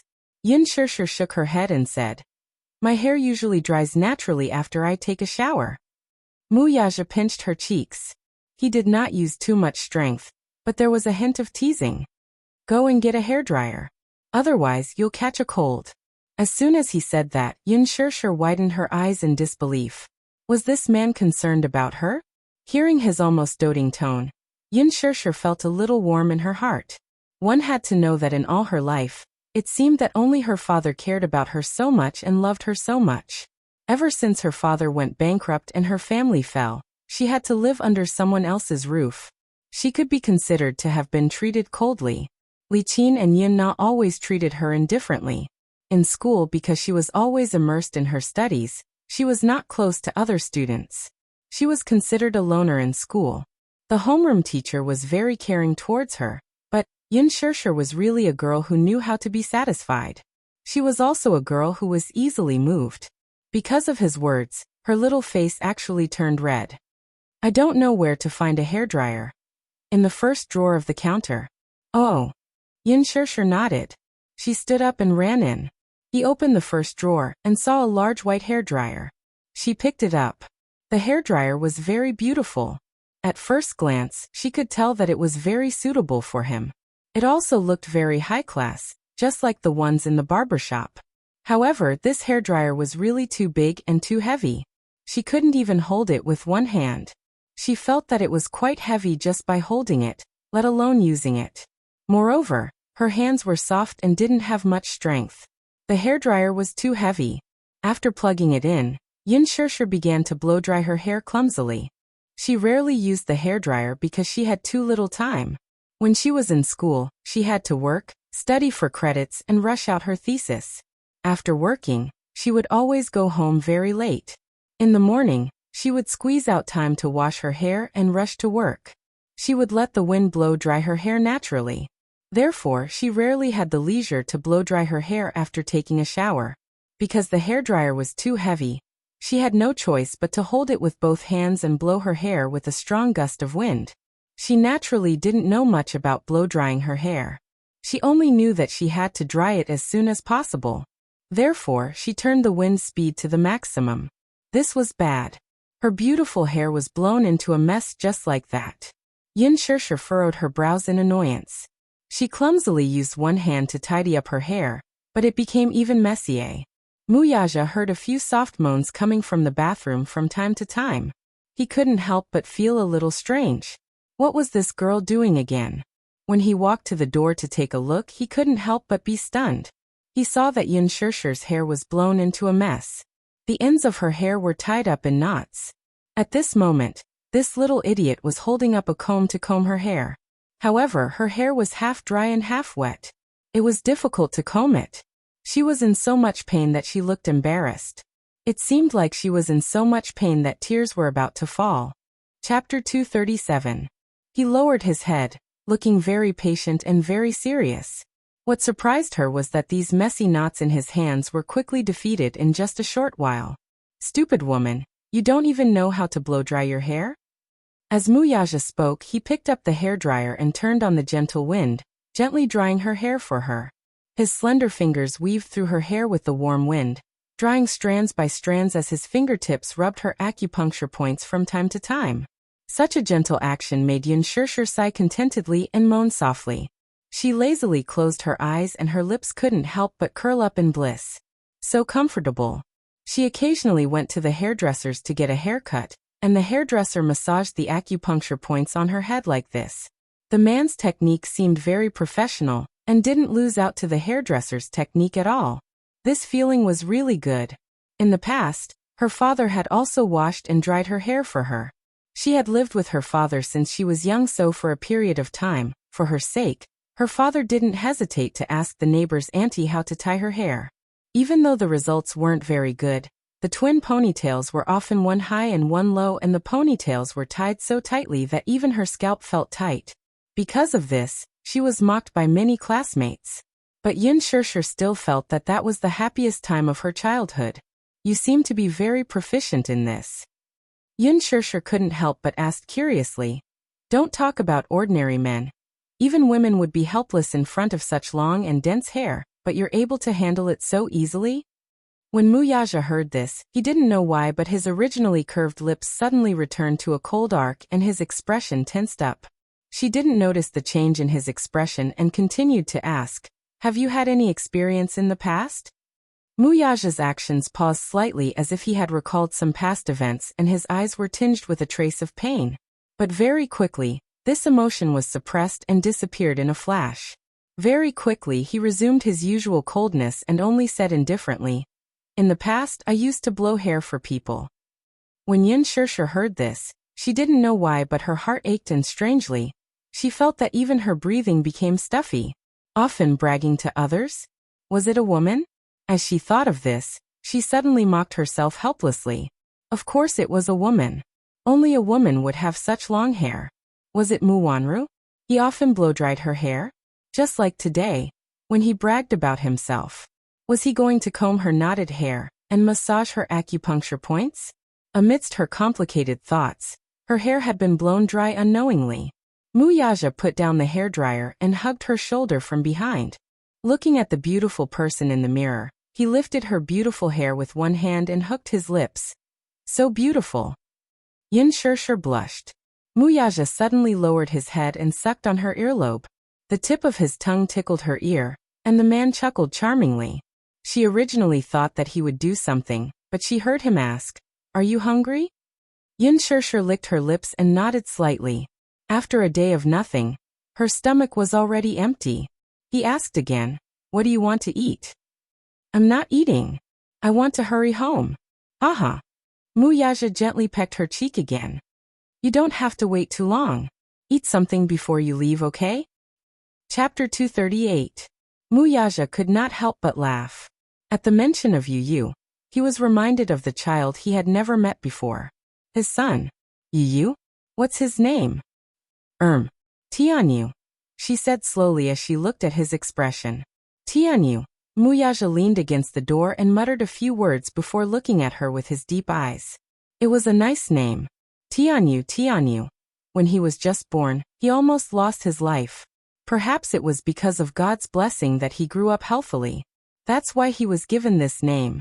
Yun Shirshir explained. He was the child's father, so she felt that it was her duty to let him know the child's name. It's a good name. His surname is Yin? Yun Shirshir looked up in surprise and stared at him warily. Seeing that he was just asking casually, she said carefully, "Yes. He has my surname." "Who is he living with now?" Muyaja asked. "He's living with me." "He's not living with your father?" Yun Shirshir's brows furrowed slightly as her heart suddenly ached. Yun Yecheng liked Yu very much. Initially, when she wanted to keep the child, no one, including him, agreed to let her raise him. She was still a student at that time. Her family was in dire straits and she was in debt. What ability did she have to raise a child who was crying piteously for food? Things were not cheap at that time. Just diapers and milk powder alone cost a lot of money every month. Moreover, The child's health was not good. When he was born, they found out that he had a congenital heart deficiency. Secondly, his body was very weak and he had many minor illnesses. It was not that Yun Shirshir did not feel strange at all. The older brother was so healthy when he was born. So why was the younger brother so weak? She had asked the doctor about this before, but the doctor explained that the two children were fighting for nutrition in the mother's womb because they were twins.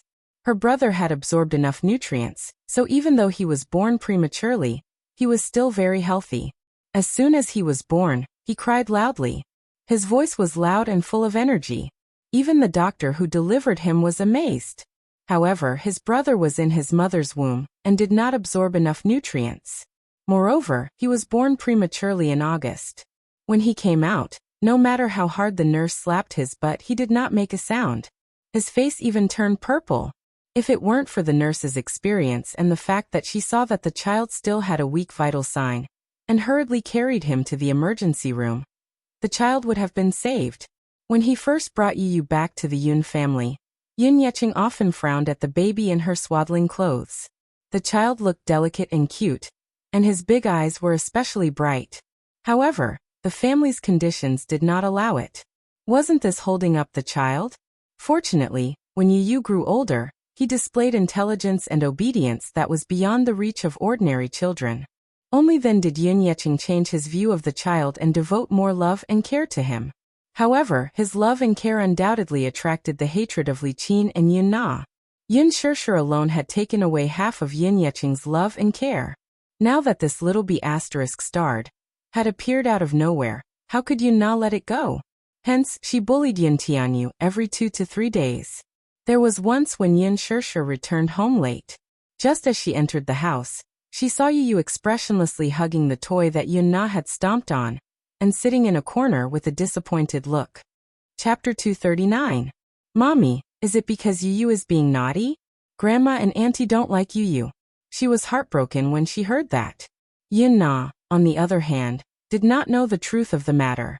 She flew into a rage out of humiliation when Yun Tianyu came and snatched her father's favor from her. Li Qin, on the other hand, she was mean to Yu, and Yun Shirshir could not forgive her. She was the one who forced her to sign that contract back then. She sacrificed herself to relieve the Yun family of the huge burden of repaying the debt. Yet she was still mean to Yu. How could she forgive her? At this thought, Yun Shirshir clenched her fists and slowly said, "Foster mother doesn't like him, so she rented a house outside." She then quickly added, "I'm going back. You must be worried sick about me since I didn't go back last night." With that, she tidied herself up and hurried to the door. Mu Yaja asked from behind, "You're going back by yourself?" "Yes, I'm going back by myself." He smiled. "There's no traffic here. There's a long mountain road outside the manor. Are you sure you want to go back by yourself?" Yun Shirshir fell silent and then looked at him helplessly. "Send me back." Yun Shirshir had yet to return, and the sky outside the window was already dark. Yu did not eat much the whole day, so his stomach was growling. If it were in the past, he would definitely prepare dinner and wait for his mommy to come back for dinner, but now that it was already past 7, he was afraid that his mommy would not be back in time. He was too lazy to cook, so he took out the pizza he had ordered in the afternoon from the fridge, heated it in the microwave, and ate it with relish. However, as he ate, he felt really wronged. For the first time in his life, the little lad's tears overflowed and flowed down his cheeks. Initially, he wanted to wipe them away, but the more he rubbed them, the more he could not hold back his tears. He had always been strong and brave since he was young. He rarely shed tears. Even when he went to the hospital for an injection, which of the other children didn't cry their eyes out? Only he sat there, bravely stretching out his arm. His brows were tightly knitted, his face was calm, and his eyelids didn't even blink. Unless it was under certain circumstances, when he was acting coquettishly in front of his mommy. Tears were always part of his act. That was just a small trick she used to act coquettishly. However, this was the first time she had shed tears of grievance. For a long time, no matter how late it was, mommy would always come back to have dinner with him. No matter how busy she was at work, even if she had to work overtime until late at night, she would ask the manager for an hour off to have dinner with him before going back to work. But tonight, Mommy stood him up and didn't even call him. Naturally, he felt very wronged. Therefore, the more he thought about it, the more his heart ached, and the tears fell down his cheeks. He reached out his hand and wiped them away fiercely. He took the phone and glanced at it. It was already 8 o'clock in the evening, and she still hadn't returned. He couldn't suppress the grievance he felt. He pouted and hugged the pillow on the sofa, crying, "Boo-hoo. Mommy doesn't want you anymore." Why wasn't Mommy back yet? Could it be that she didn't want him anymore now that she had that man? Once the little lad thought of that man's provocative words, his face turned ashen. He hated him. Anyone who wanted to take Mommy away from him was a big bad guy. Chapter 240. The little lad's face was full of resentment. If Lee Hanlon were present, his eyes would surely pop out of their sockets from shock. His impression of Yin Tianyu was that he was colder and more mature than the average lad his age. Not to mention tears, he was always calm and collected, as if nothing could affect his emotions. Now, however, he was curled up in the corner of the sofa, letting his body sink in. His eyes were red and swollen from his tears. He had never been this weak, but because of her missing the appointment, he felt a faint sense of unease in his heart. He did not like such a cold and empty house. There was only the sound of the television in the spacious house, and there was no human touch at all. The room was dark. He turned on all the lights, but they could not hide the cold air in the room. Usually, when his mother was at home, she was always cheerful. Even when she was tired, she would sit at the desk and watch him do arithmetic problems. He loved doing arithmetic problems. Although he could calculate the answers in his heart with just a glance, he always pretended to be ignorant in front of his mother. He even counted with his fingers one by one. With his mother by his side, no matter how many arithmetic problems there were, he would always do them with relish. But now he was the only one at home. Even if he watched his favorite program, he felt that it was no longer interesting. Could it be that it would continue like this? Did that man really love his mommy? True love was not enough though. That man still had his family, but he had nothing except for his mommy. He was willing to do anything if he did not snatch his mommy away. Just as the little lad was feeling melancholy, his phone suddenly rang. He practically bounced off the sofa with a look of anticipation on his face. He didn't even have time to put on his shoes as he ran to the table barefooted to pick up his phone. When he saw the screen, his face immediately darkened with disappointment. The name Lee Hanlon kept flashing on the screen. He wiped his tears and hung up the phone. His voice was hoarse from crying earlier. He did not want to be laughed at by others, so he ran to the desk and gulped down a few mouthfuls of water. Only when his voice returned to normal did he return the call. "Hello, President Yin, are you asleep?" You said, "Not yet. What's the matter?" His tone was concise and crisp, as if his pitiful and self-reproachful appearance just now was a completely different person. "It's like this. About the information you requested. I've already found it for you." Yin Tianyu raised a brow, but his expression was a little complicated. Previously, he was curious about his background. When he was younger, he often asked about his father's whereabouts. Yin Shishir had always been secretive about his background. He thought that he had touched on his mommy's sore spot by asking about his daddy. He had always thought that he did not have a daddy and that his daddy had left him the moment he was born. He also thought that he didn't have a father. But as he slowly learned the truth about his biological father, Muyaja, he couldn't help but be curious. What kind of past did his mother have with this man? Thus, for some reason, he ordered Lee Hanlon to investigate the matter. Chapter 241. However, Director Yin, if it's possible, it's better that you don't know about it. Lee Hanlon's tone on the other end of the phone was strange and cautious. He had read through the information and couldn't bear to send it to him. The truth was too cruel. He wanted to hide it, but he couldn't explain it to little Munchkin. Sitting in front of his desk, Yu opened the fax and waited for the information to be sent over. Then, he turned on his computer and a window popped up on the bottom right corner. Popular starlet Huan Yu's higher-ups slept with her? If it were any other time, Yu would have ignored such gossip. However, today he clicked on it. Talking about sleeping with her was a common occurrence in the entertainment industry. In this world of luxury, there were many ugly inside stories that were not known to the public. Often, many celebrities were glamorous on the surface and had the image of a pure and innocent girl. But in private, they hid extremely ugly faces. In this industry, there were many fatal temptations. If one wanted to make a name for himself in this industry full of talents, sleeping with her was a method that most female celebrities used. Although it was another one, it was rare for Huanyu Entertainment's scandal to be exposed by the media. This was because Huanyu Entertainment's artists rarely had such scandals. After all, Huanyu Entertainment's artists had strong backing. Huanyu Entertainment was a milestone in the entertainment industry. Looking at the current entertainment industry, even Huang Entertainment, which was the leader of the film industry when Hong Kong movies were popular, was far from being comparable. What was more frightening was that Huanyu Entertainment controlled the shares of the 8 most authoritative entertainment media, and its influence on public opinion was obvious. It was also because of this that Huanyu Entertainment controlled most of the public opinion in the entertainment industry. Any negative public opinion towards Huanyu Entertainment had always been suppressed by Huanyu. Therefore, Huanyu's scandal of sleeping with an actress was really puzzling. Logically speaking, if this female celebrity was really unlucky and was photographed, Huanyu would privately buy the photo to protect her image. Now, the first to expose this scandal was Huanyu Entertainment's top media company, Xingyu Media. Could it be that this popular starlet had offended some higher-ups in Huanyu, so they wanted to teach her a lesson? Yu furrowed her brows as she skimmed through the news.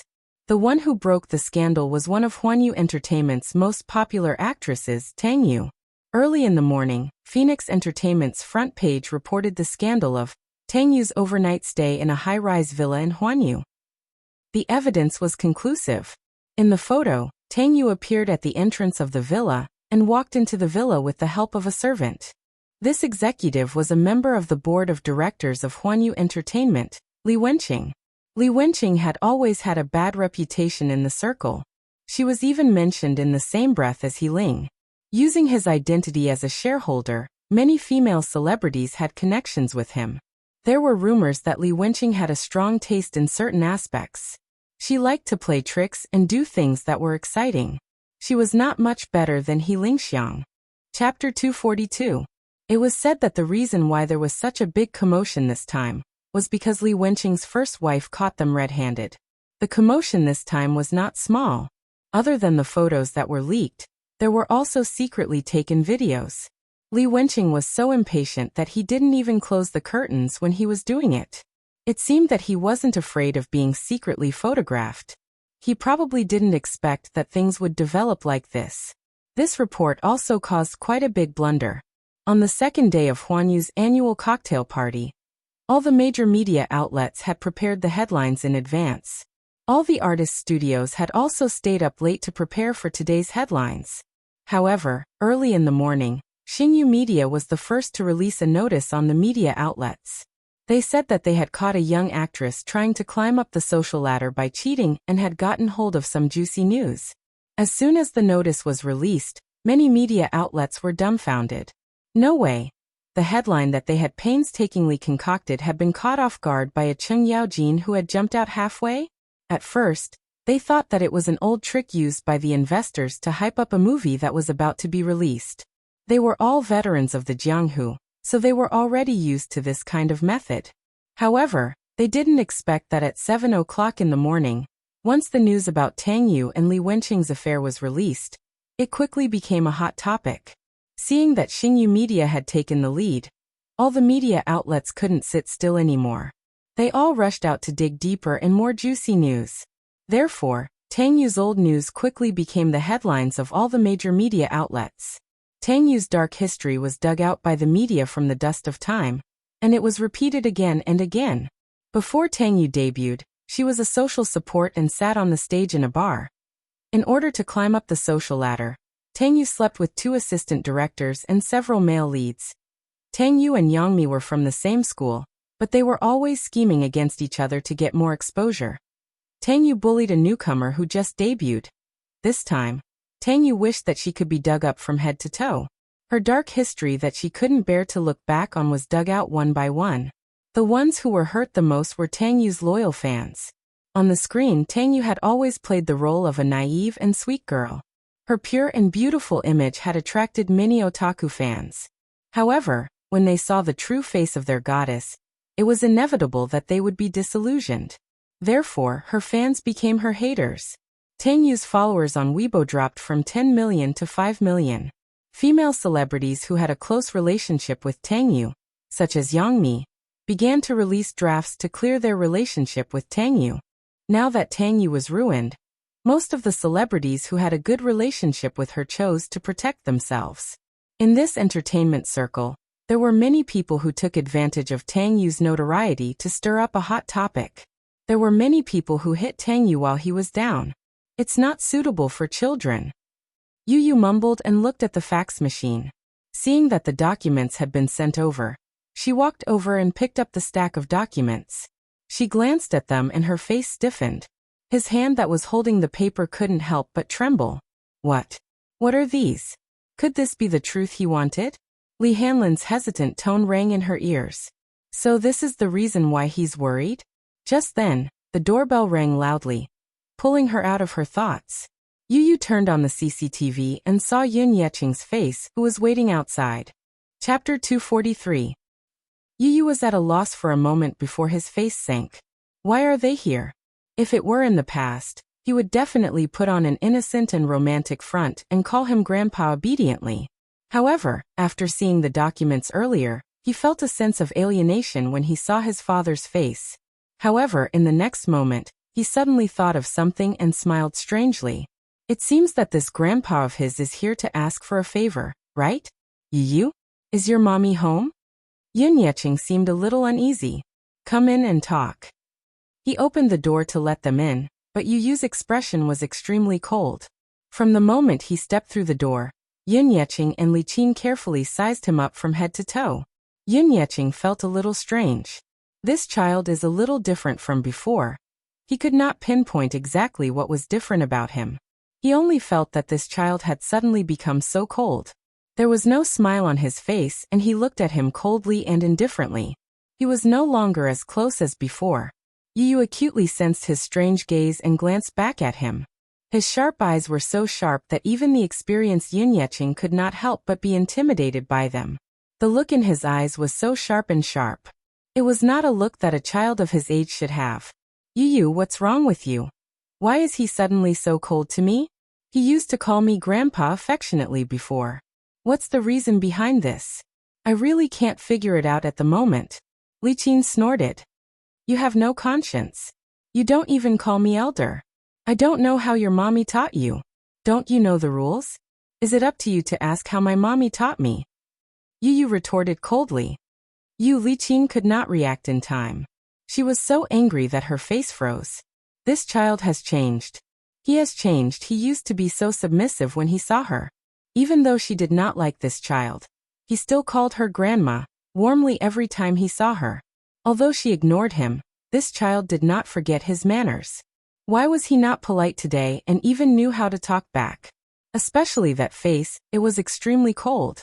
With just a glance, it was as if the surrounding air was about to freeze into ice. With just one look, she felt a chill run down her spine. Revolt. I think you're really your mother's biological child. You're just as unruly as your mother. You're a little B***starred who doesn't know anything. Don't you know how to respect your elders? He had no respect for his seniors. Yu's patience ran out. Did you brush your teeth before going out? Li Qin didn't understand what he meant, and was a little dumbfounded.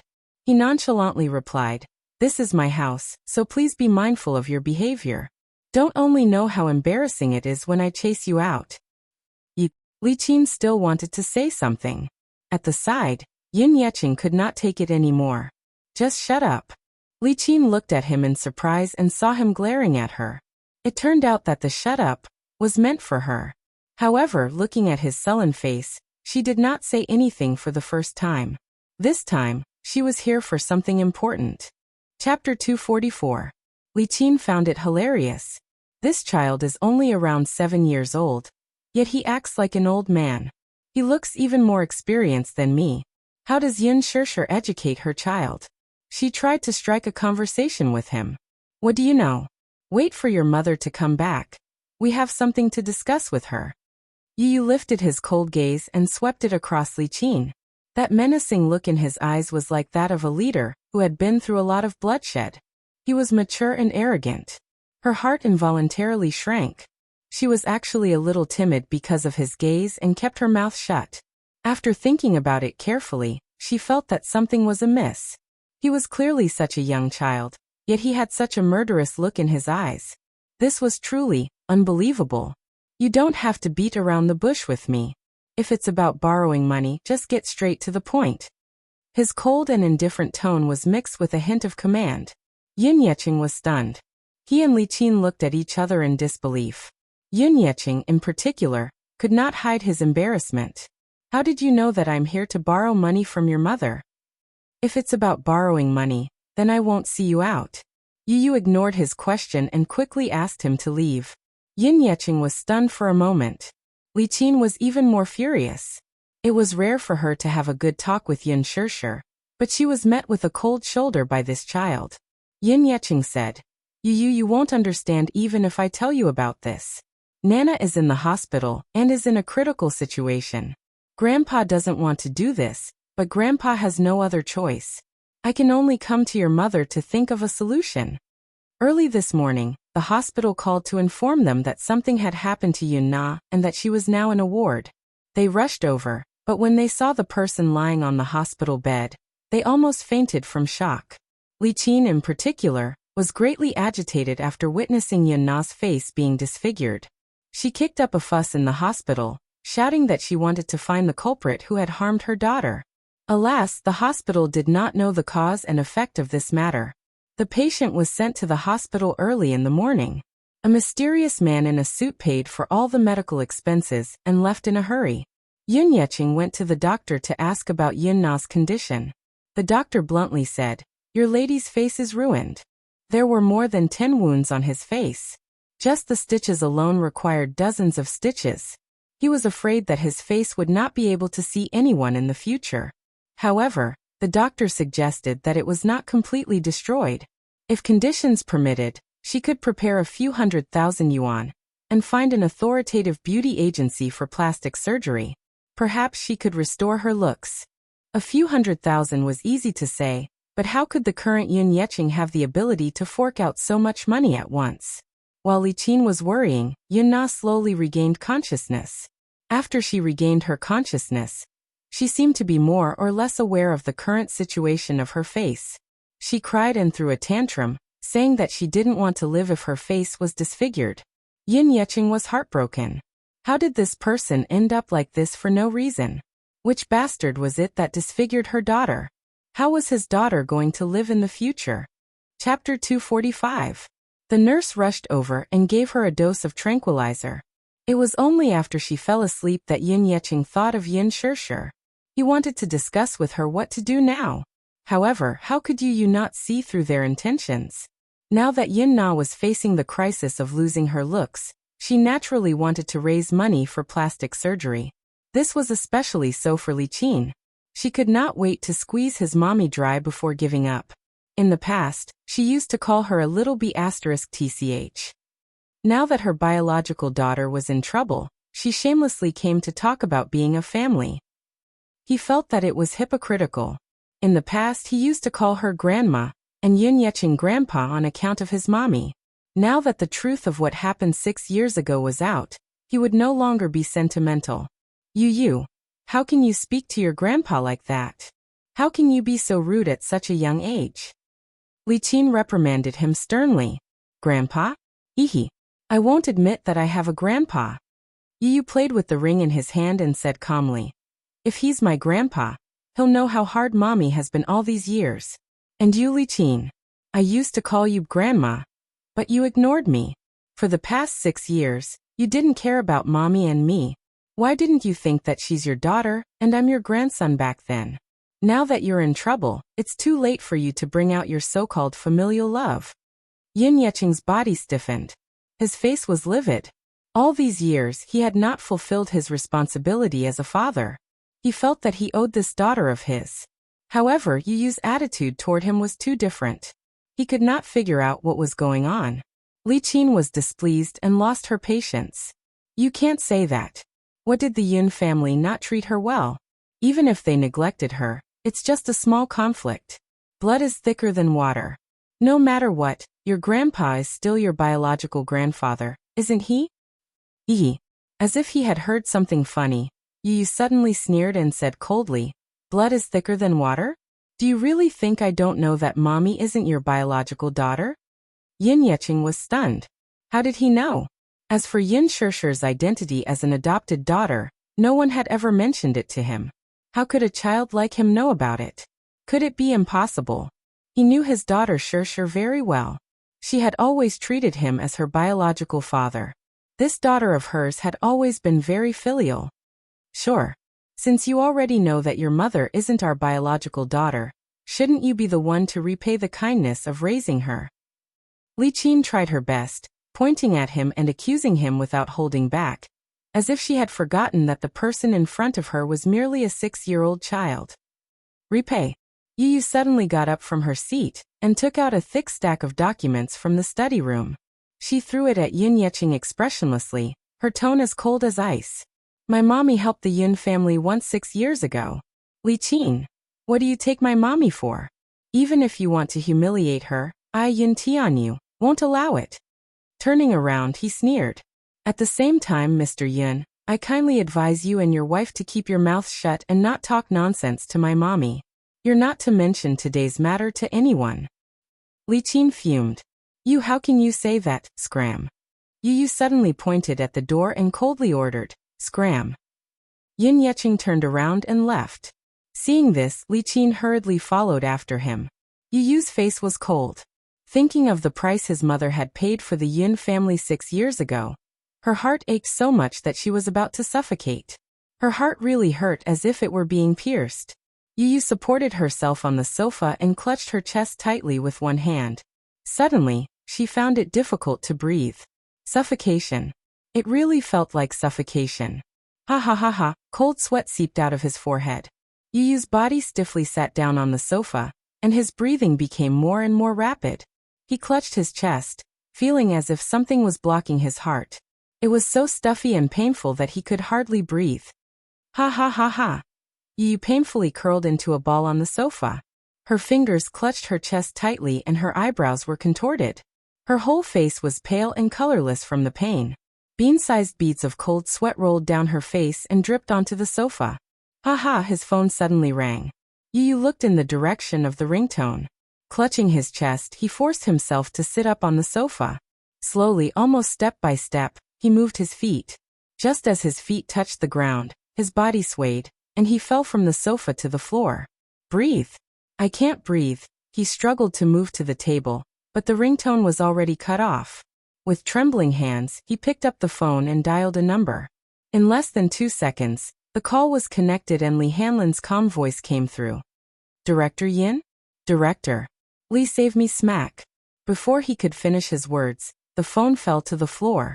Yin Tianyu could no longer hold on. His face turned pale as he fell to the floor.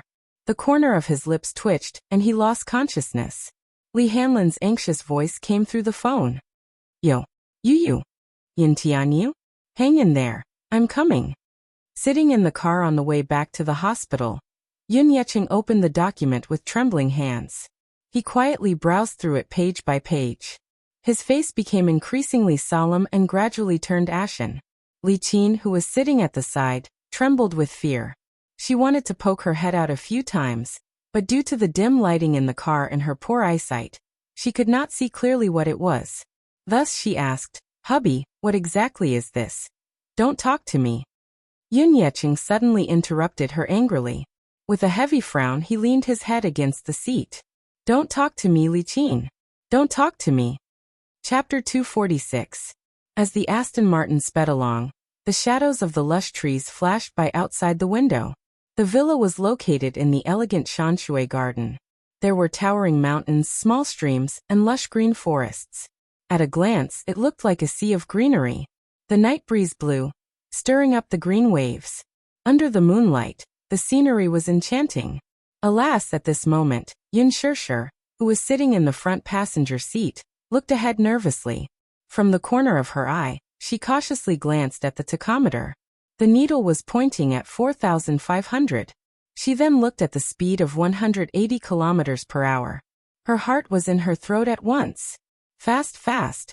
The high-performance sports car was like a runaway horse, roaring as it sped along the mountain road, as if it was going to tear apart the silent night.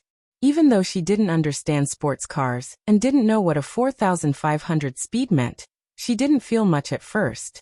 However, at that speed, she could feel how scary it was when it was cornering. At that moment, she felt as if the car would float in the next second if it went any faster. When they left the villa, they had to go through a long mountain road.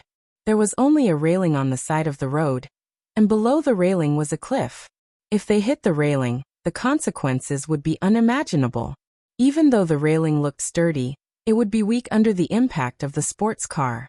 It was as if it didn't exist and existed in name only. If the car lost control, not to mention the railing, even the surrounding walls would collapse. She could even imagine that if the car lost control, it would crash through the railing and crash into the cliff, just like in American blockbusters.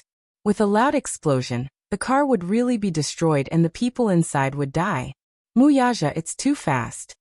Yun Shirshir said to the man anxiously as she clutched her thumping heart. She looked at him, but at that moment, the man was supporting his head with one hand and looking ahead indifferently. He seemed to be indifferent. The scenery outside the window flashed by. Under the moonlight, his handsome face didn't have any fluctuations in expression. He only had one hand on the steering wheel, looking calm and at ease, as if he was handling everything with ease. Muyaja. Just as she finished speaking, the man glanced at her from the corner of his eye and smiled playfully. Suddenly, he stepped on the accelerator and the engine let out an ambitious roar as it sped up.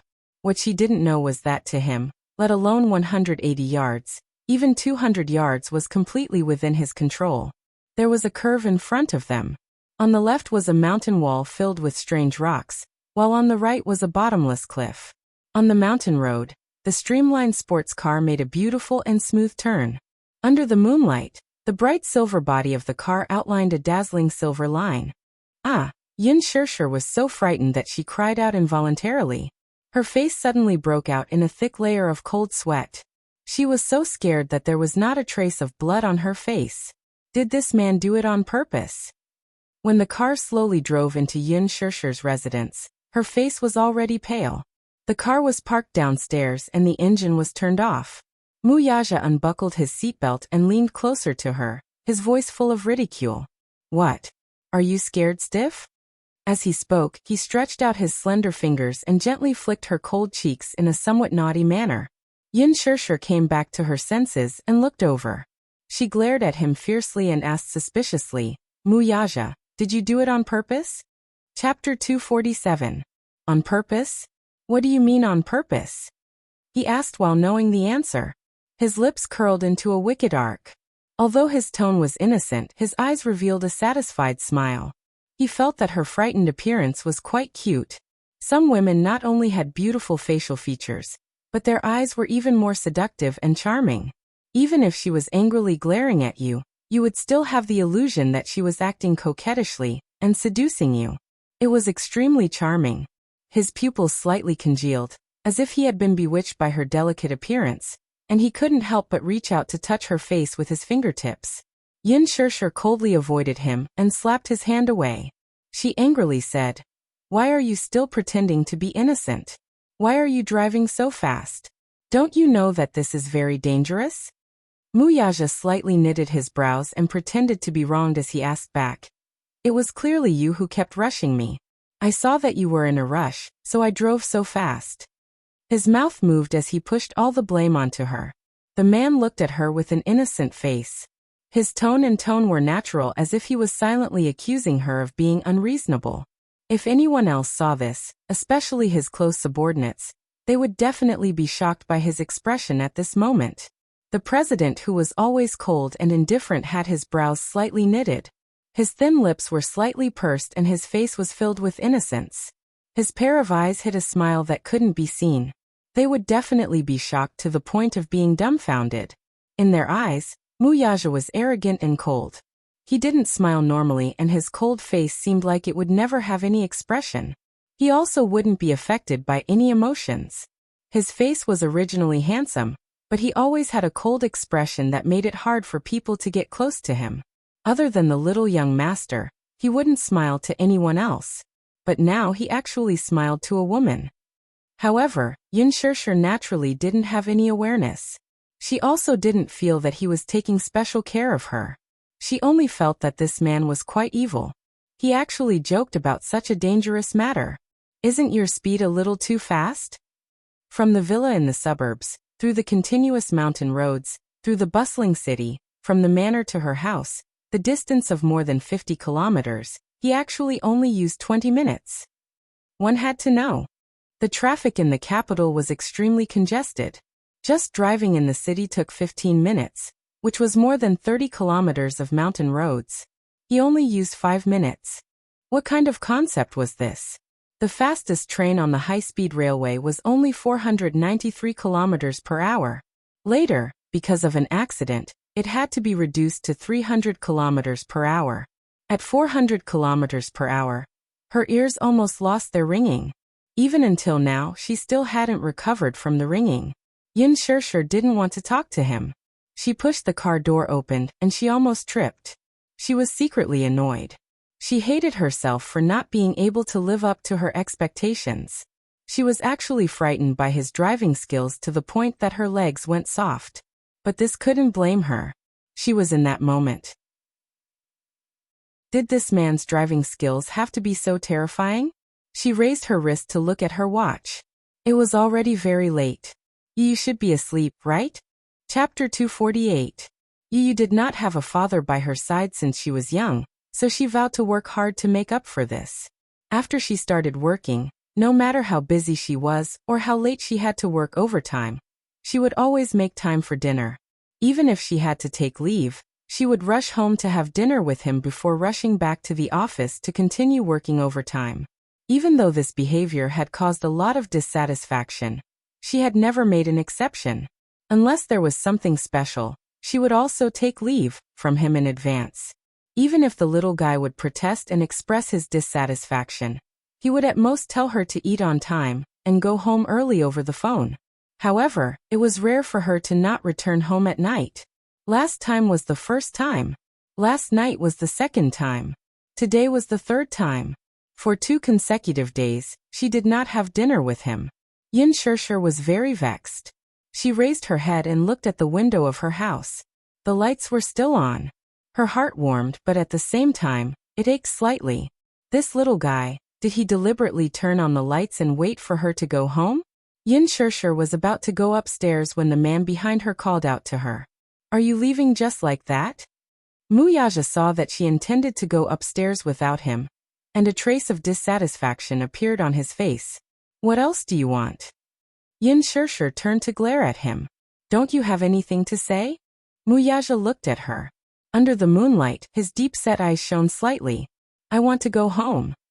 Yin Shirshir turned around and swiped the door open. What he got in response was the heavy sound of the door closing in the corridor. Muyaja sat in the car and could not help but smile. He raised his eyes slightly and looked at the only window on the 10th floor that was still lit. A trace of contemplation flashed across his eyes. Yin Shirshir is my Yin Tianyo's mommy. She is the woman I will protect for the rest of my life. I won't allow you to let her suffer any grievances, let alone make her sad. The young yet mature voice of a child echoed in her ears. Immature and mature were 2 contradictory words, but they were perfectly reflected in little Munchkin. What was immature was his voice, his appearance, and his still delicate and thin body. He was clearly only 6 years old, but his face was still childish and his voice was full of childishness. What was mature was her arrogant boldness, her steady tone, and her calm words. He was unable to understand why such a mature soul was hidden in such a petite body. He was so mature that it surprised him. He got out of the car, took out a cigarette box and lit it in his mouth. Accompanied by a glimmer of sparks, the unique smell of cigarettes drifted in the evening breeze. Yin Shirshir opened the door, and was welcomed by the warm light from the living room. A smile involuntarily appeared on her face as she walked into the living room and said guiltily, Yu Mommy is back. There was no response for a long time after she said this. If it were in the past, there would be hurried footsteps from the study. Yu would appear at the entrance with a bright smile on his face. He would jump into her arms and rub his tender little face against her like a spoiled little mommy. Now it was so quiet that it was almost strange. Asleep? She walked into the study with confusion in her heart. The computer screen and fax machine were on, but the little guy was nowhere to be seen. Chapter 249. Yin Shirshir exclaimed in surprise and walked into the bedroom. She even crept under the bed to take a look. Was he playing hide-and-seek with her to scare her as a punishment for not returning home for 2 days? Alas, he was nowhere to be found. She was suddenly worried. She hurried to the balcony and fearfully held onto the railing as she looked down. Her heart only calmed down when she saw that there was nothing out of the ordinary. Her phone had been smashed, so it was inevitable that she would be worried. She could not find the little lad anywhere. The house was only so big. There were 2 bedrooms and a living room, and the layout was about 60 square meters. She searched every corner of the house. There was no one in the house though. Yin Shirshir was extremely worried. She returned to the living room and saw the phone on the floor at the corner of the table. She walked over to pick it up and realized that the phone had been replaced with a smartphone. She was feeling perplexed when she saw a note left on the table. She picked it up and saw a phone number left on it. Yin Shirshir had an ominous feeling. She picked up Yu's phone and dialed the number with trembling fingers. Li Hanlin's steady yet anxious voice came from the other end. Are you Yu's mommy?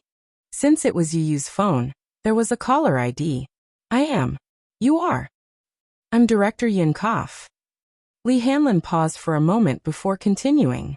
I'm the principal of this kindergarten, Madam Yin. We've met before. Hello, Principal Li. May I ask, are you? Yin Shirshir did not know what was going on, but she heard Li Hanlin say in a heavy tone, Madam Yin, Yin Tianyu has always been in poor health. Does he have a congenital heart deficiency? Yin Shirshir seemed to have expected something when she heard his words. Her heart clenched and her voice trembled uncontrollably. Yes. Principal, what happened to you?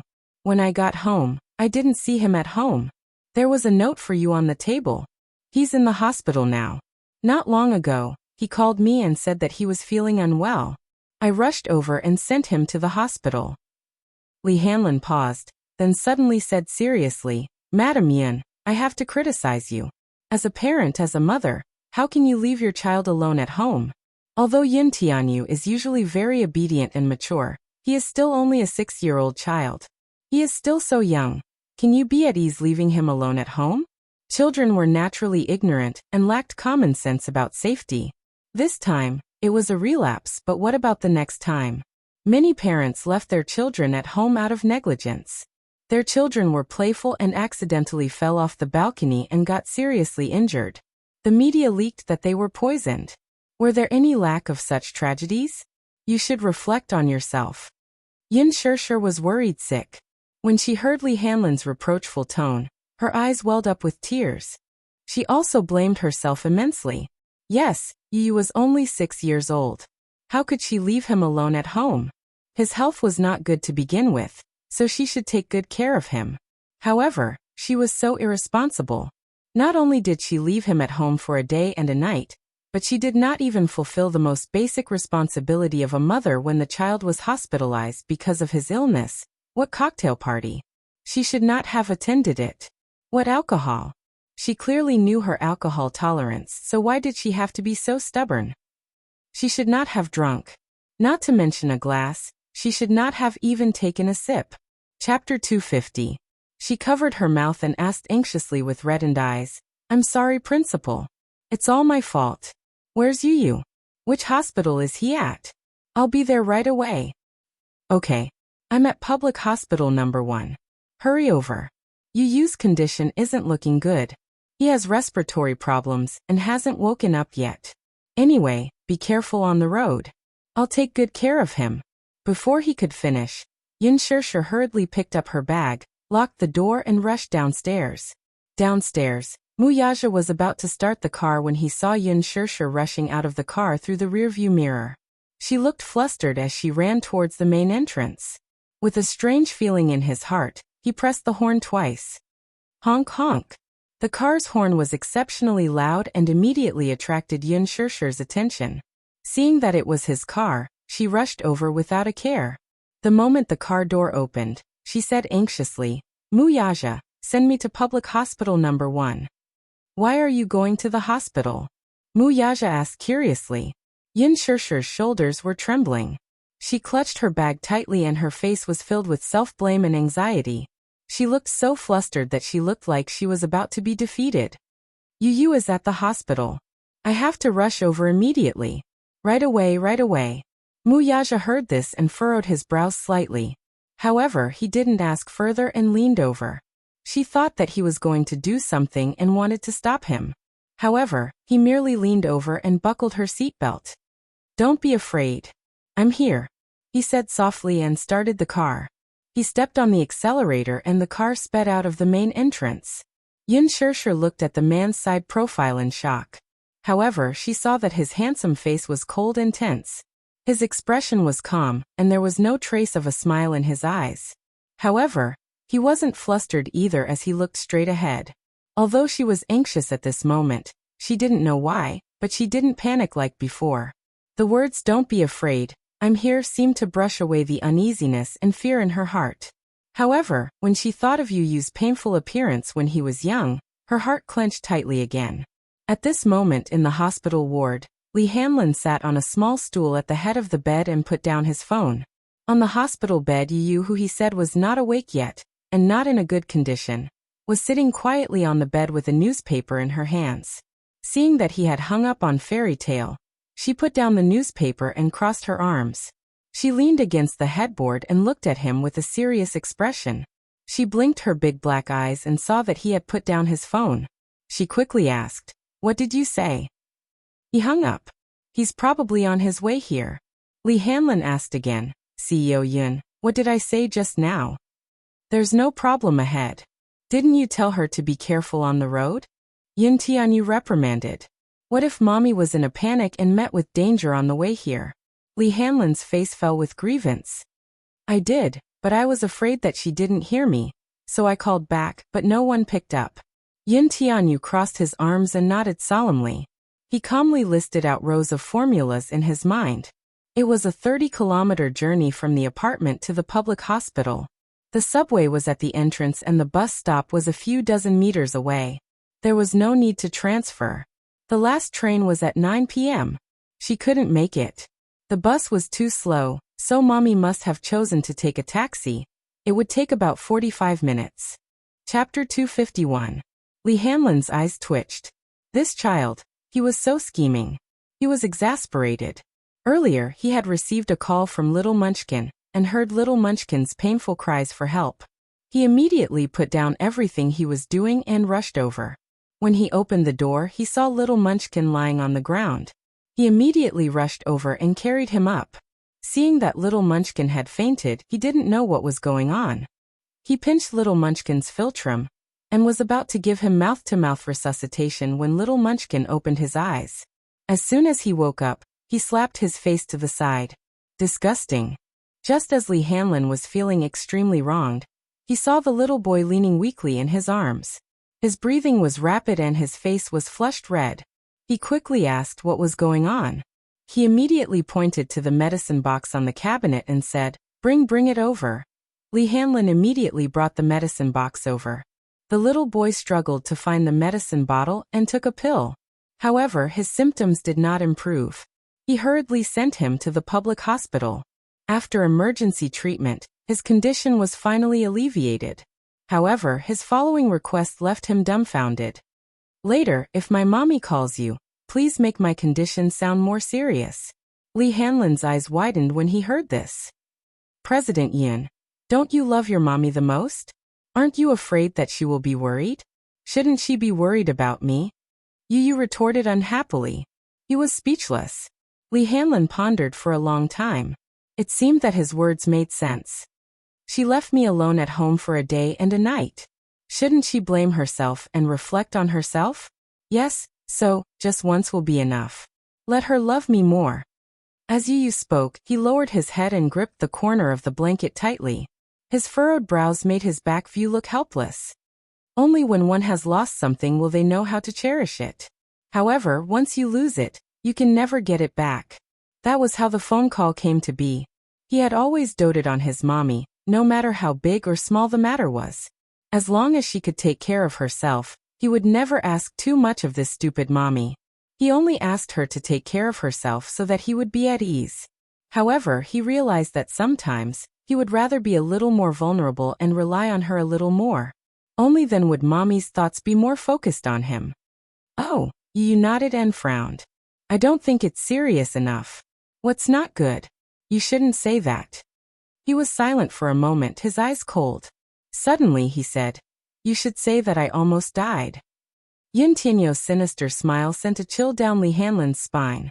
This child was truly unfathomable. Was he really only 6 years old? However, his words were not an exaggeration. If he had not arrived in time, Yin Tianyu's condition would have worsened, and it would have been very dangerous. Li Hanlin understood that the reason why he had asked him to say this was just a means. A child's world was extremely simple.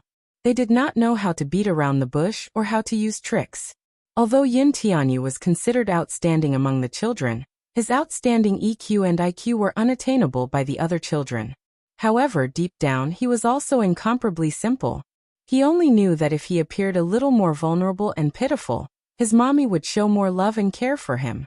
Yin Tianyu slowly lay down and said in a low voice, I can't lose to that man. I must get mommy's heart back. Chapter 252. The car stopped at the entrance of the hospital. Yin Shishir hurriedly alighted from the car and jogged toward the inpatient department. Muyaja parked the car and quickly chased after her. When she entered the inpatient department, she quickly took out her phone to call Li Hanlin, only to realize that her phone was out of battery. Yin Shishir bit her lower lip in frustration. She had been careless and did not bring the note with the number with her. She did not even know which floor and ward Yu was in, so she could only bite the bullet and walk toward the nurse's desk. She was halfway there when someone called out to her from behind. Yin Shishir, you're here. Yin Shishir turned around in surprise and saw Li Qin, who was standing behind her, looking at her in surprise. Her face stiffened and she was a little surprised. Why was she here? Yin Shishir asked curiously, why are you here? The child is in the hospital. I just rushed over. Have you heard about this too? For some reason, Li Qin's tone toward her was very polite. She was no longer as sarcastic as before. With a smile on her face, her tone was very gentle. Li Qin was not like this in the past. Whenever she saw her, she would look mean and speak with a sharp tone. She could not get used to the stark contrast now. The child was injured? You? Could it be that Principal Li contacted her father and the rest to inform them to pay the hospital fees? That should be it. When Yin Tianyu's illness flared up, the principal did not contact her when he sent the child to the hospital. He should have contacted Yin Yeqing immediately. She remembered that, just in case, she had filled in Yin Yeqing's emergency contact number in the school's contact book. Principal Li was not related to her family in any way. When the child was injured, he rushed to the hospital immediately. They were already very grateful. How could they expect him to pay the hospital fees for free? Principal Li must have contacted Yin Yeqing. When he learned that something had happened to Yu, he rushed over and paid the hospital fees for the child. However, Li Qin's attitude made her feel strange. In the past, she had always been annoyed with Yin Tianyu. Why now? Did you also just rush over? Yin Shishir asked. Yes, your dad is here too, but he just went to pay the bill. She didn't have much money on her, but she needed money to treat her child's illness. She could only save whatever money she had on her. If it's not enough, we'll think of another way. As Li Qin spoke, her face was filled with sorrow. She and Yin Yeqing had taken out all the savings they had in the bank, but even then they only had 10,000 yuan in their bank account. Although someone had already paid for Yin Na's medical bills, the doctor said that the money was not enough for further treatment. He wanted them to pay another 20,000 yuan. But where did he get so much money? When Yin Yeqing found out that she had forced Yin Shishir to be a surrogate, he flew into a rage and threatened to divorce her. Divorce? How could this be? What would she do if they got divorced? Where's Yin Na? At this critical juncture, Li Qin was terrified. Divorce? How could this be? In her heart, she knew that her husband was down and out. He was a pauper with no money and could not give her a luxurious life. However, if he were to divorce her now, what should she do? She was used to living the life of a rich lady. She did not have to worry about food and clothing and did not have to do household chores. Even when the Yun family was in dire straits, she rarely did any housework. Most of it was done by Yun Shirshir and Yun Yecheng. Chapter 253. Even if they were to get a divorce, it could not be now. Now that Yun Na was in such a predicament, she was still counting on Yun Yecheng to find a way to raise money for her to undergo plastic surgery. It would not be too late to kick him out then, but it could not be now. Besides, she was still counting on Yun Shirshir to bear some of the medical bills for them. Hence, when she saw her, her face was full of flattery. Li Qin also thought that Yun Shirshir had rushed over to visit after hearing about this matter from Yun Tianyu. She only hoped that the latter would be magnanimous and pay for Yun Na's plastic surgery fees. Yun Shirshir, on the other hand, clearly misunderstood.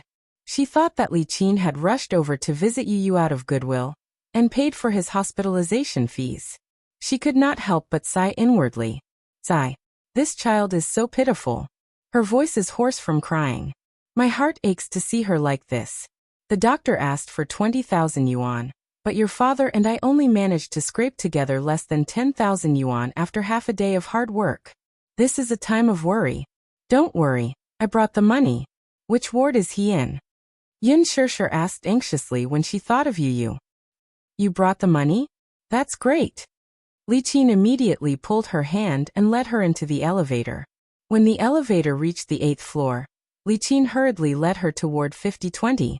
Yun Shirshir was also anxious, but when she walked into the ward and saw the person lying on the bed with a bandage on her face, her expression froze. It was just that, at this moment, the person was half awake and half asleep. Lying on the bed, there was no reaction. What's going on? She asked immediately. She thought that Li Qin had rushed over because she knew that Yu was sick. I don't know what's going on either. It would have been better if she did not mention it, but the moment she asked, Li Qin immediately burst into tears. I received a call early this morning saying that something happened to Nana. Your father and I rushed to the hospital and saw her like this. Your father's heart ached so much that he cried behind my back. Yun Shirshir's expression became more and more unsightly. She looked at Yun Na on the hospital bed with a complicated expression. Li Qin was still crying at the side and said, the doctor said that this child's face was cut several times and had to be stitched up with dozens of stitches. It seemed like it was cut by a blade. Some of the wounds were shallow, while others were very deep. There were several slashes. Wasn't this a deliberate attempt to harm others? The doctor said that the child's face was ruined. However, if they could gather enough money, they could go to a beauty clinic for plastic surgery. Perhaps they could recover their looks. Shirshir, can you think of something? Yun Shirshir was stunned, but her heart turned cold. She thought that Li Qin had some kind intentions. Yes. When she was young, she had a high fever and was hospitalized with pneumonia, but Li Qin had never once visited her. How much would she care about Yu when he was sick? Think of something. It's like this. Li Qin pulled her to the side. Her face was polite, and her tone was rare and gentle. Nana's face is disfigured, but the doctor said that if we could gather $500,000, we could get plastic surgery to recover her looks. You know that Nana has always been very vain. When she woke up and found out that she was disfigured, she tried to kill herself. Your father's heart ached and he blamed himself. Can you think of a way to gather $500,000? 500,000? Where do I get $500,000? Yun Shirshir interrupted her. Her face turned even colder. Chapter 254. It was no wonder that Li Qin no longer mocked and ridiculed her when she saw her. It turned out that she was hoping that she would raise money for her daughter's plastic surgery, even though she didn't know what had happened to Yun Na that caused her face to be slashed dozens of times for no reason. Didn't she go straight home after leaving the cocktail party yesterday? But so what? Whether or not she was disfigured, whether or not she could be saved, to put it bluntly, even if she died, it had nothing to do with her. Li Qin usually called her a little b*tch. But once she realized that she still had some value, she would stick to her. Was she trying to squeeze every last bit of value out of her? She wouldn't be foolish again. Sure. Li Qin saw that her attitude was cold, and her face turned stiff. She was about to flare up, but when she remembered that all her hopes were pinned on her, she could only swallow her anger and say calmly, "You can't be so heartless. Could it be that you're so heartless as to watch your own sister commit suicide?" "What do you mean by that?" Yin Shishir smiled mockingly. "I didn't cause her to be like this. Are you trying to push the blame to me? That's not what I meant. How can you criticize me like that?" Li Qin was also anxious. "Moreover, I didn't ask for too much. The doctor said it's 500,000. It's only 500,000. To you it should be a small amount, right? 500,000? You just said a few words, and I have to give you so much money?" Yin Shishir suppressed the anger in her heart. "I don't have it." "You have it." Li Qin raised her voice. "Why don't you have it? A few days ago, I saw you carrying an Armani handbag. That brand easily costs hundreds of thousands, and the more expensive ones are in the millions. You're telling me that you don't have money? Are you really so heartless as to leave her in the lurch?" "I was." Yin Shishir frowned. When she heard Li Qin mention the gown, she felt gloomy. She wanted to explain, but on second thought, there was no point in saying so much to her. Hence she rejected her with one sentence. "I don't have money." You're so heartless. In any case, you should at least consider your father's kindness in raising you. Now that your sister is in such a miserable state, can't you do some good and think of a way to save her?" Li Qin said bitterly. Suddenly she said, "To be able to afford such expensive clothes, you must have a big boss supporting you outside." As soon as he finished speaking, Yin Shishir's face immediately turned pale. She actually said such unpleasant words with such a relaxed expression. There was more than one bed in this ward. The family members of the other patients were also present. They all looked at her curiously. Li Qin's words were straightforward, but her meaning was shallow. She was simply saying that since she could afford to wear Armani, she must have a sugar daddy outside. But with so many people present, she didn't care at all. For a moment everyone in the ward, including the patients and their family members, stared at her with colored glasses. From time to time they would point at her, shake their heads, and sigh. When they saw Yin Shishir walk into the ward, they were amazed. This girl was really fresh and beautiful. But they didn't expect that such a beautiful girl was actually a kept mistress. As a result, those gazes that were either filled with amazement or admiration turned into contempt and disdain. Chapter 255. Although she never cared about how others looked at her, what she hated was why Li Qin was always so harsh with her words. "I didn't." Li Qin scolded. "You didn't? Don't try to hide it from me. The neighbors told me that you left in a Bentley that day. Don't tell me that you bought the car yourself." Yin Shishir was shocked. On the day of the cocktail party, Gu Xingzi did drive a Bentley when he came to pick her up. The Bentley drove into the neighborhood. At that time, all the neighbors saw her get in the car, but they didn't know that she got in the car to attend a cocktail party. They only thought that she had a man outside, and with that kind of dirty identity, often, outsiders only saw your glamorous appearance. Out of jealousy and envy, they would make malicious speculations about you and point fingers at you. Hence, when this matter reached Li Qin's ears, she really thought that Yin Shishir had an impressive sugar daddy and believed it without a doubt. But where did she get this sugar daddy from? Where was she going to get this 500,000 yuan? When Li Qin asked for money, it was just a simple matter of words. Did she have to hand over so much money to her? Otherwise she would be unfilial. Yin Shishir suddenly felt that she didn't even have the strength to explain. It seemed superfluous, so she just kept quiet. Li Qin saw that she didn't say anything and that she couldn't get anything right. Hence, she turned to the other family members on the hospital beds and muttered pitifully, "Hey, why didn't you say anything after I spoke for so long? Seriously, was it a sin in my past life to have such a heartless daughter like you?" Yin Shishir was expressionless. Her face was cold and ugly. The family members couldn't stand it anymore. They stood up and criticized Yin Shishir with righteous indignation. "Young lady, this is your fault. We're all family. The more difficult it is, the more you should help each other, right? Moreover, she's your mother. Your mother is begging you, but you're indifferent and cold. I've never seen someone as unfilial as you. That's right, the one lying on the bed isn't just anyone, it's your sister. How can you be so heartless? At the side, several patients lying on the hospital beds also complained. If I had such a daughter, I would rather throw her away when she was born than raise her. When she grows up, won't she still cause trouble for me? Yin Shishir's shoulders trembled. Younger sister, yes, she was her younger sister. Ever since she was young, she had always doted on her. If Yin Na liked clothes, even if she had to scrimp and save, she would still buy her a set of clothes with her pocket money. At that time, the iPhone was all the rage. It cost a few thousand yuan.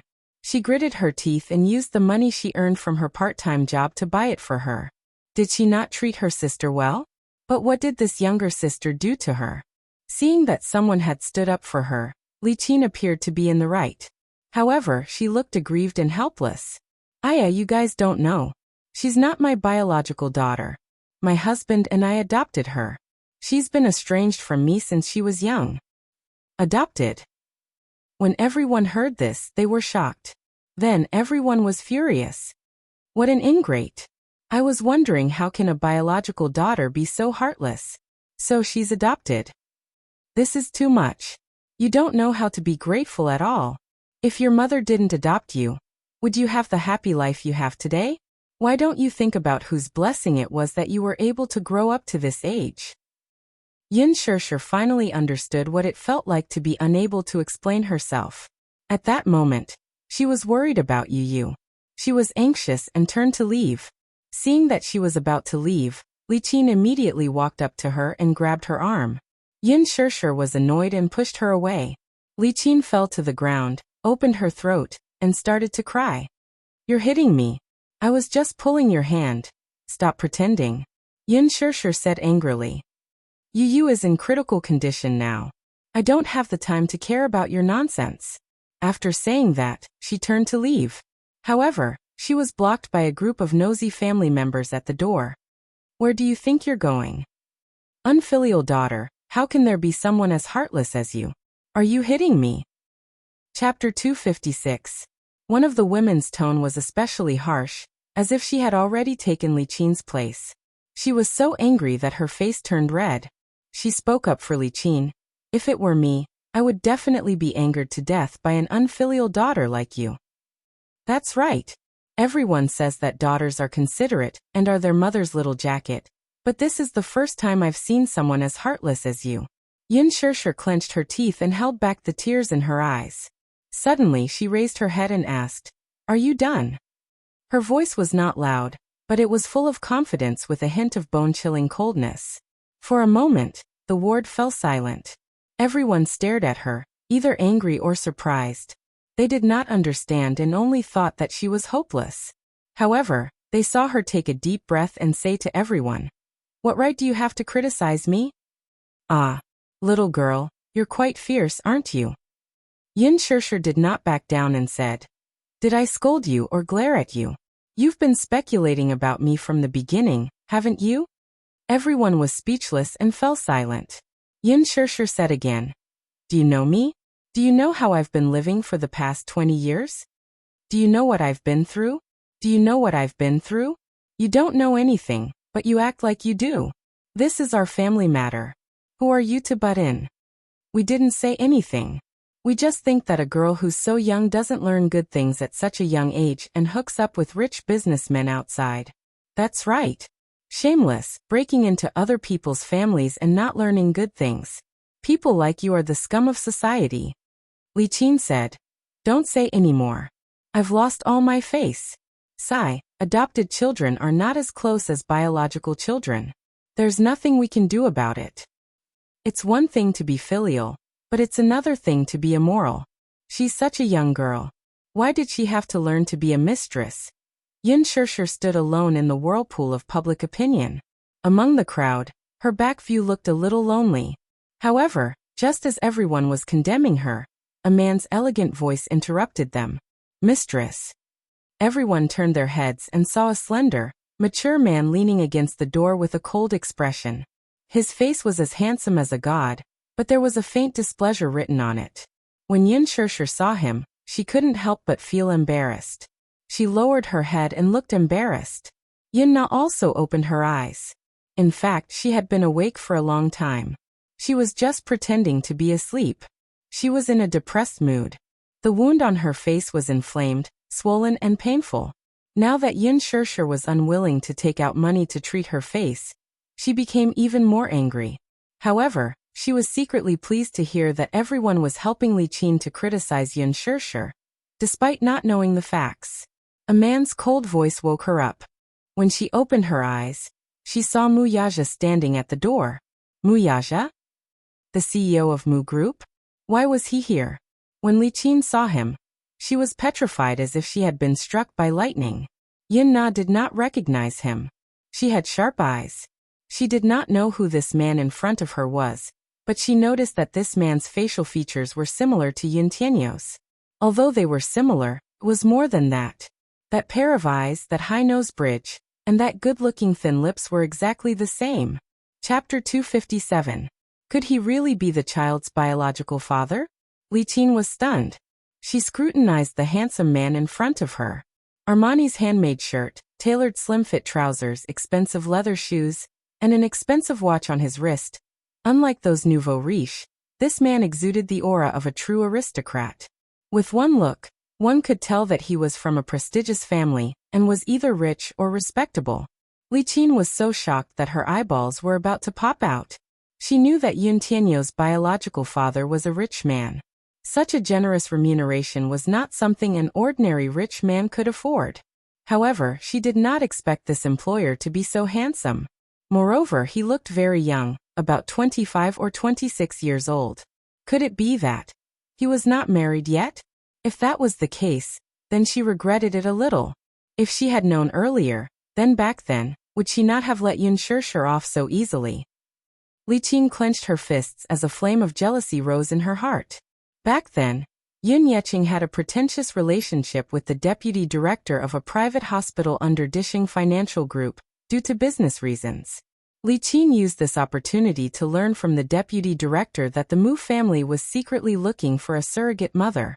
Although the conditions were harsh, the remuneration was very generous. Hence, she had an idea about Yin Shirshir. At that time, Yin Shirshir was only 18 years old. She was as beautiful as a lotus in clear water, and was very outstanding. Hence, under repeated pressure, she brought Yin Shirshir to sign the contract. She even gloated over her employer's misfortune, thinking that he would be an ugly and obese middle-aged man. She was overjoyed at the thought of the B***starred she hated the most being trampled on by a fierce-looking man. However, now that she saw it, it was undoubtedly a ruthless slap to her face. If only she had known earlier, she would have let Yin Na do it. Perhaps if that child had worked harder, she would have become a phoenix and become the Mu family's young mistress.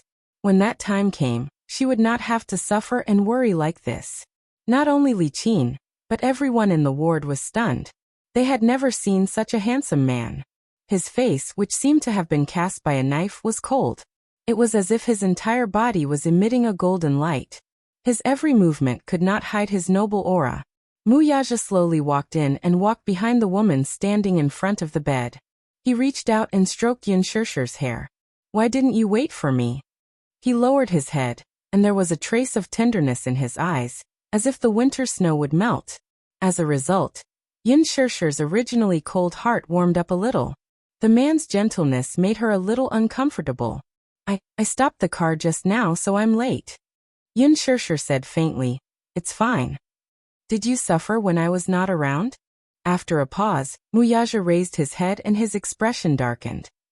"When I was at the door just now, I think I heard someone call you a mistress." He looked up and scanned the ward with his cold gaze. His gaze landed on the family members of the patients. His gaze was as sharp as a knife, and his voice was as cold as an icicle. "Who said that?"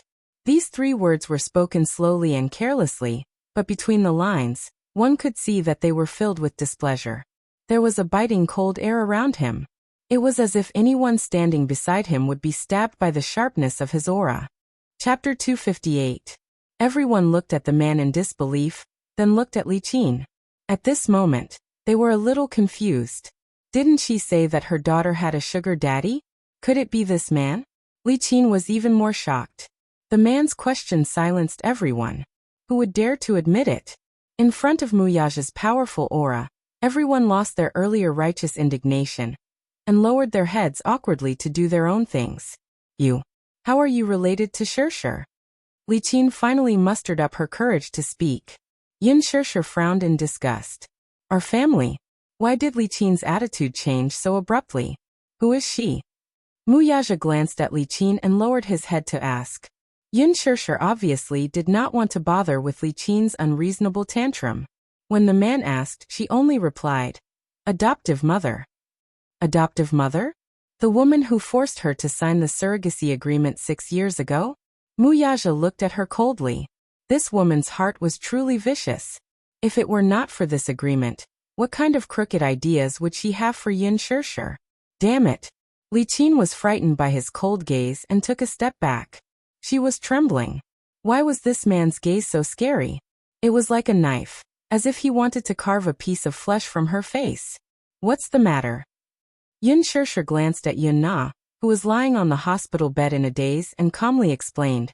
My sister met with an accident, and now, she needs a large sum of money for plastic surgery. Otherwise, her face will be ruined. She's asking me for money. I don't have it, and I can't pay for it. Muyaja asked, how much does it cost? Before Yin Shirshir could speak, Li Qin immediately said, 1 million. 1 million. Yin Shirshir's eyes were tinged with embarrassment. Didn't she just tell her that it was 500,000? Why was it 1 million now? 1 million? Didn't you say 500,000? Why is it 1 million now? Yin Shirshir said angrily. Li Qin said awkwardly, Aya, you heard wrong. However, before Yin Shirshir could refute, another patient's family member who was originally on Li Qin's side stood up and said, she didn't hear wrong. I also heard you say that it was 500,000 yuan. Now you've changed it to 1 million yuan. Big sis, it's better not to be too greedy. Li Qin said angrily, I don't know which bastard caused my Nana to become like this. Her face is ruined. The doctor said that she needs 1 million yuan to restore her face. As Yin Na's elder sister, Shirshir naturally had the responsibility to bear some responsibility. We're all family. Now that we're in trouble. Obligation. Yin Shirshir clenched her fists. What obligation do I have? Was she a bloodsucker? Was he going to suck her blood to the very last drop? How could he be so greedy? 1 million, I have it. Muyaja said calmly behind her. His casual words caused everyone in the ward to widen their eyes in shock.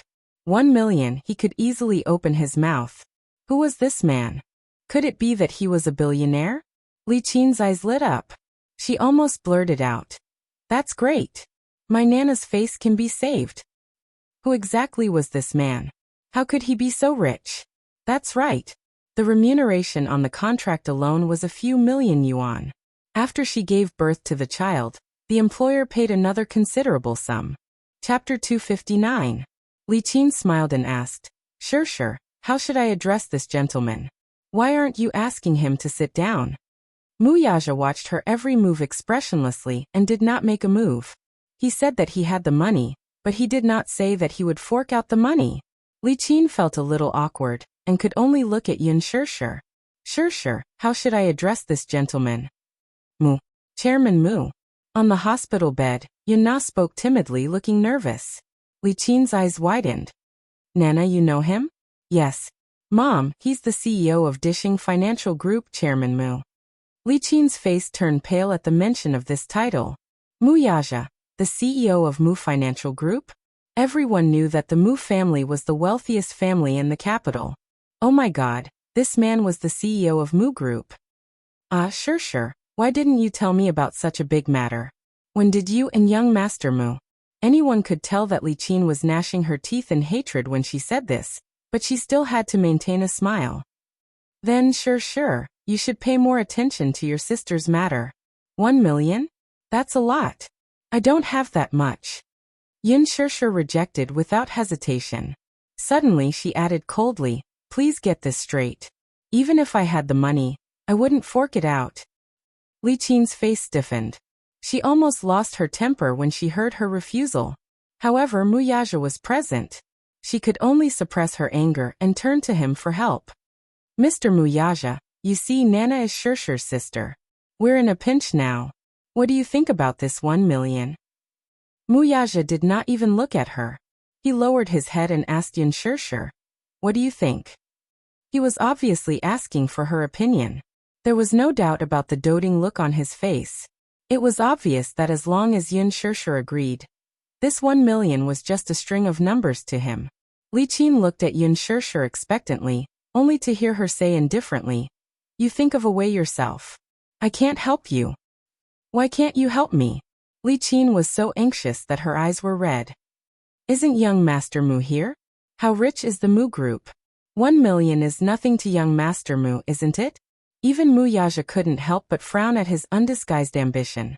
The other people in the ward sighed, as if they had seen through Li Qin's character. Greed, insatiable greed. Could it be that they had misunderstood the girl? For a moment everyone felt extremely guilty. Yin Shirshir flew into a rage out of humiliation at her words. What was this? Was she forcing her to beg with her? Li Qin cried out in agitation. Shirshir, are you really going to leave him to die? Do you want your father to kneel down and beg you? Yin Shirshir was infuriated. Li Qin was using Yin Yeqing to threaten her. I'm leaving him to die? Yin Shirshir suddenly raised her chin and stared coldly into her eyes.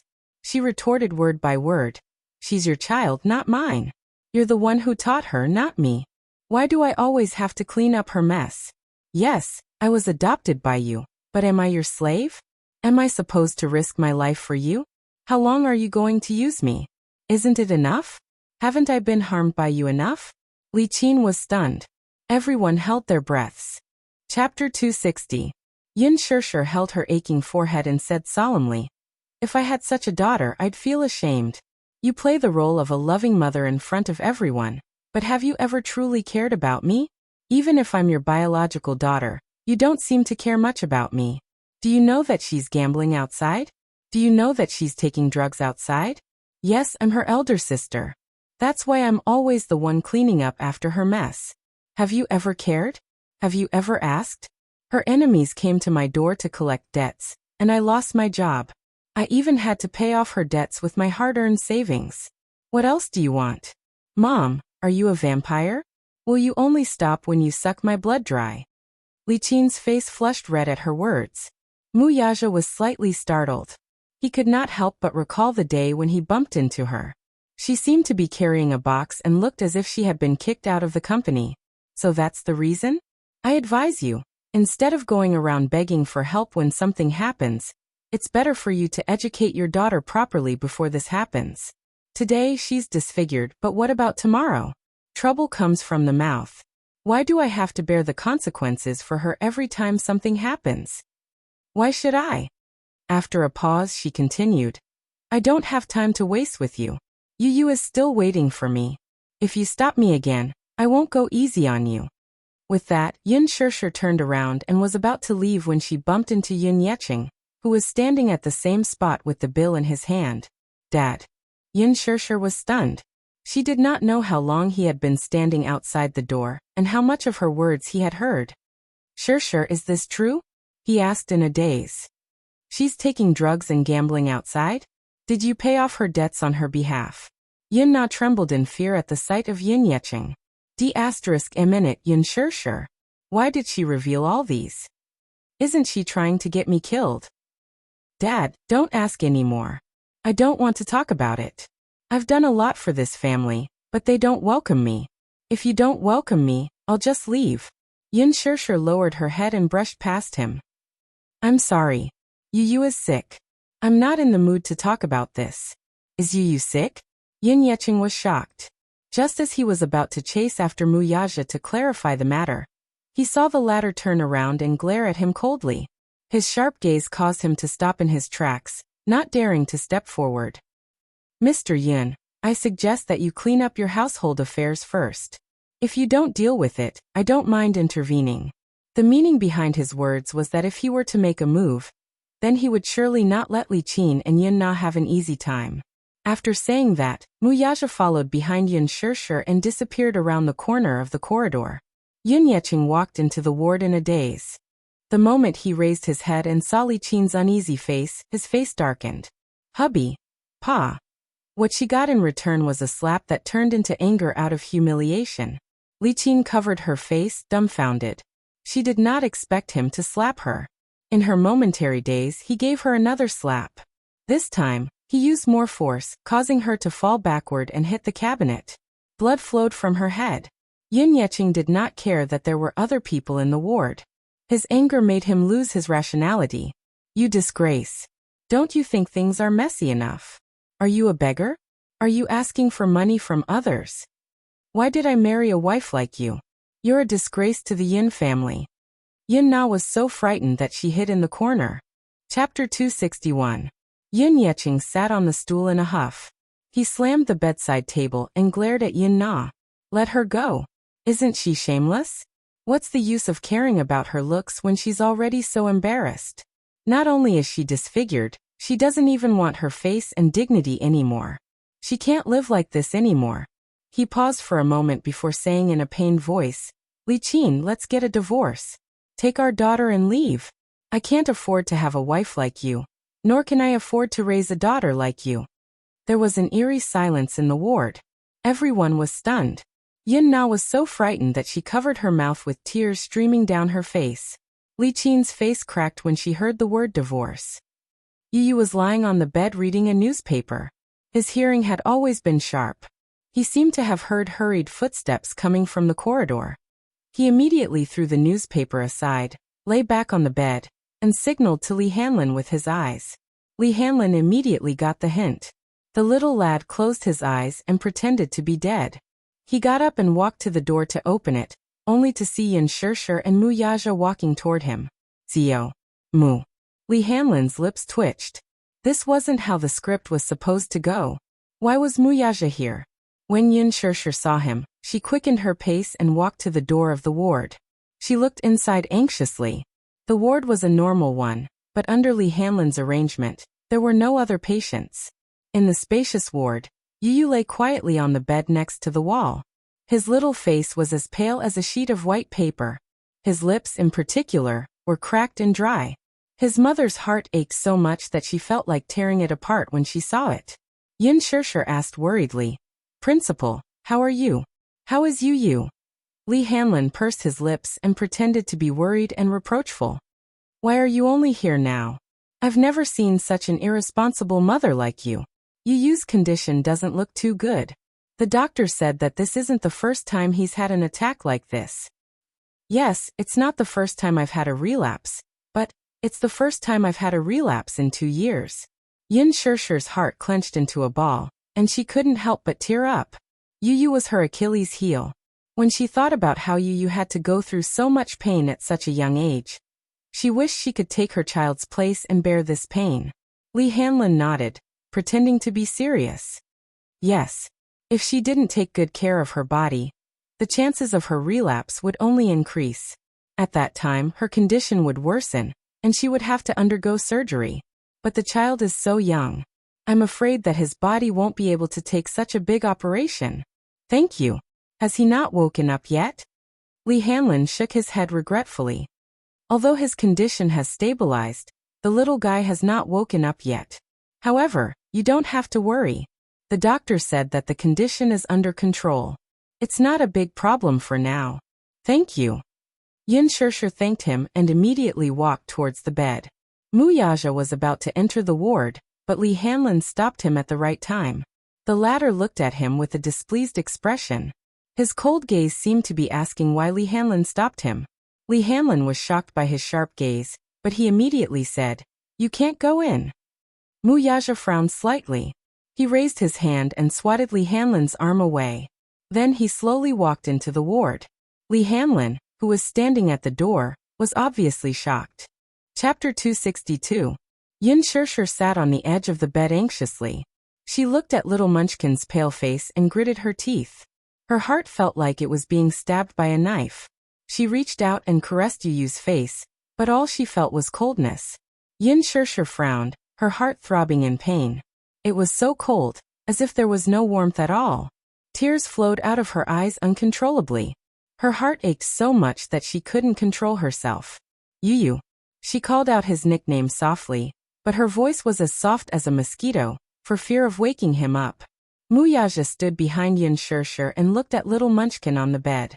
His heart felt strangely suffocated at that moment.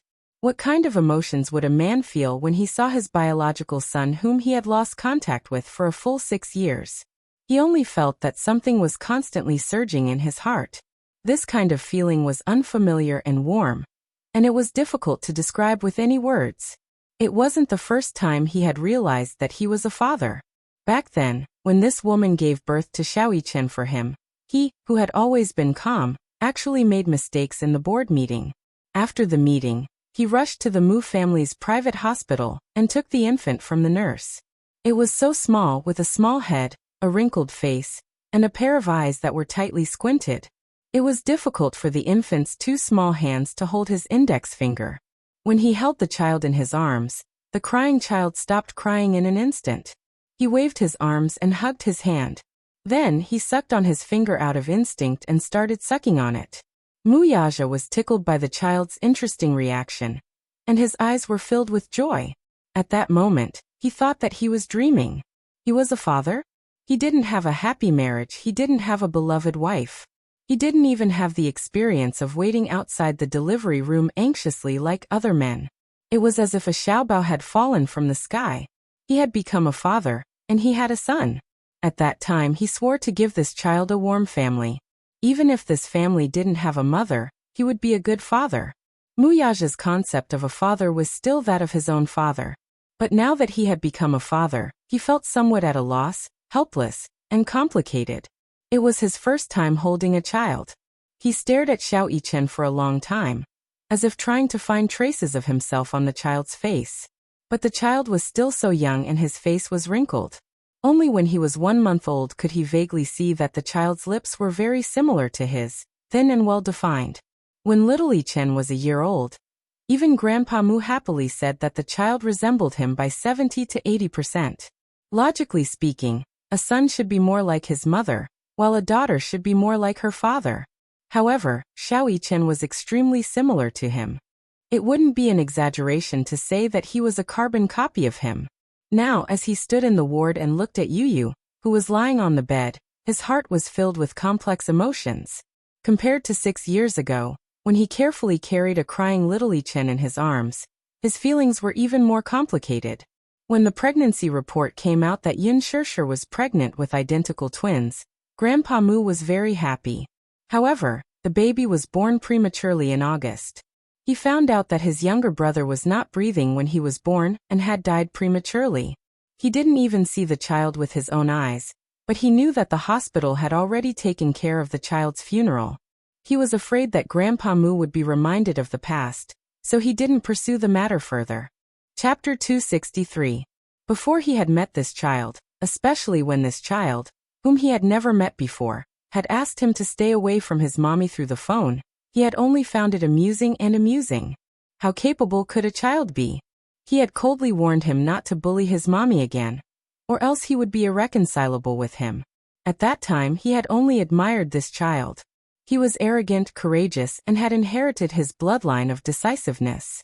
Even his tone was 100% similar to his. However, when he saw this child with his own eyes, his heart ached. This child and Xiaoyichen were twins. He could not help but sigh at the divine and miraculous nature of the Creator. Unlike other twins, this child's facial features and face were exactly the same. If the two of them wore the same clothes and stood next to each other without any expression, he would not even be able to tell who was who. However, upon closer inspection, there were some subtle differences. Xiaoyichen's eyes were more like his. They were deep and ethereal, with long and narrow eyes. His eyelashes were thick like the feathers of a phoenix, and his nose bridge was high and straight. The tip of his nose was upturned, forming an arrogant arc. However, the casual gentleness between his eyebrows reminded him of Yin Shirshir. His small mouth, the outline of his face, and the color of his lips were like hers. Yu's eyes, on the other hand, were a little more like hers. The black and white were distinct. His jet black pupils were watery, as if they were hiding a beautiful starry night. They were like pitch black and translucent agate stones. His nose bridge was high and straight like his, while his lips were pink and tender, moist and glossy like hers. Xiaoyichen had always been well developed, and his height had shot up very quickly. Although he was only 6 years old, when he stood next to him, he was as tall as his waist. His delicate face was rosy and healthy, and his cheeks were chubby with a little baby fat. He could not help but want to kiss them. On the other hand, Yu was a little on the skinny side. Yun Shirshir had always been very attentive when it came to nutrition, but perhaps the child did not absorb it well, for his height could keep up with his growth, but there was not much meat on his body. He was thin and small. Although he was about the same height as Little Chen at a glance, his wrist was so thin that he could easily hold it with 2 fingers. Yu. Yun Shirshir called out to him. Yu opened his eyes slightly.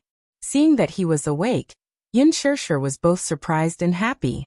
She hugged him and said sympathetically, Yu, you're awake.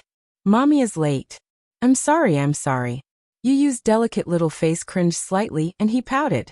His watery eyes were filled with tears of grievance. He rubbed against her arms longingly and grumbled. Mommy, why are you only here now? Yu has been waiting for you for a long time. Yu thought that Mommy didn't want Yu anymore. Sob. Yu hugged Yun Shirshir's neck with his little hands and rested his head on her shoulder in satisfaction. He rubbed against her like a kitten, greedily enjoying the warmth in her arms. However, when he suddenly opened his eyes and saw the man standing by the bed, his soft smile froze on his lips. Muyaja's footsteps were very light. He stood at the head of the bed for a long time and quietly sized him up without making a sound. However, when Yu opened his eyes and saw the man by the bed, his face turned cold and gloomy with his back facing Yun Shirshir. Chapter 264. It's him? Why is he here? He had thought that his mommy had come alone. Why did she bring this man along? Yu's expression tensed up. His thin lips formed a stiff line as he felt displeased. This was the first time Yun Tianyu looked at this man up close. The first time he saw his biological father was in a financial magazine. Initially, he thought that the photo had been edited. Otherwise, how could there be such a perfect man in this world? He was handsome, mature, and had an extraordinary temperament. Especially that cold and resolute face. Even though it was a cold photo, people couldn't help but be intimidated by it. The last time he saw him was at a gala. He clearly saw this man's handsome features and tall figure. It turned out that this perfect man existed in reality, too. At this moment, the father and son were facing each other. He looked at the little lad, and the latter sized him up with an appraising gaze. His eyes gradually filled with disbelief. He was an outstanding man. He was also a domineering man. He should be like him, a very possessive man. An extremely powerful aura emanated from his body.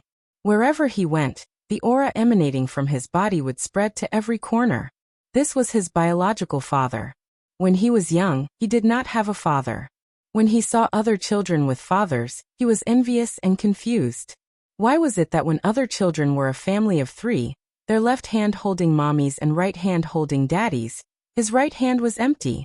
He often saw other children sitting on their father's shoulders. Every time he saw this scene, he was envious. His father was such a tall figure. It was as if, with him by his side, he had nothing to fear in this world. If there was a man of indomitable spirit in the family, he and Mommy would not be looked down upon by others, much less be bullied, right? However, as he grew older, he began to resent his father's image. Why did Daddy not want him and Mommy anymore? He had asked his Mommy a few times, but she had always evaded the question, and had never given him a proper answer. Gradually, he became indifferent to the concept of a father. If there was no man, he would become a man. He would protect his Mommy at all costs and by hook or by crook. Perhaps in Li Hanlin's eyes, Yun Tianyu's maturity was not something an ordinary child could compare to. What he did not know was that Yi was only arming himself with his weak side and carefully hiding it. In front of Yun Shirshir, he was a sensible, well-behaved, and extremely obedient boy. In front of Li Hanlin, he was black-bellied, steady and extraordinarily charismatic. He did not need a father. He did not want to share his mommy's love with anyone else. At this thought, Yu's little hands hugged his mommy's shoulders. This man was really taking over his mommy's life step by step. He couldn't just sit back and watch. Mommy, why haven't you come home for 2 days? There's only Yu at home. Yu is so scared. Yin Tianyu rested his small face on his mother's shoulder. His small lips opened and closed as he cried out in a trembling voice. His childish voice was hoarse and choked with sobs, making anyone who heard it feel heartache.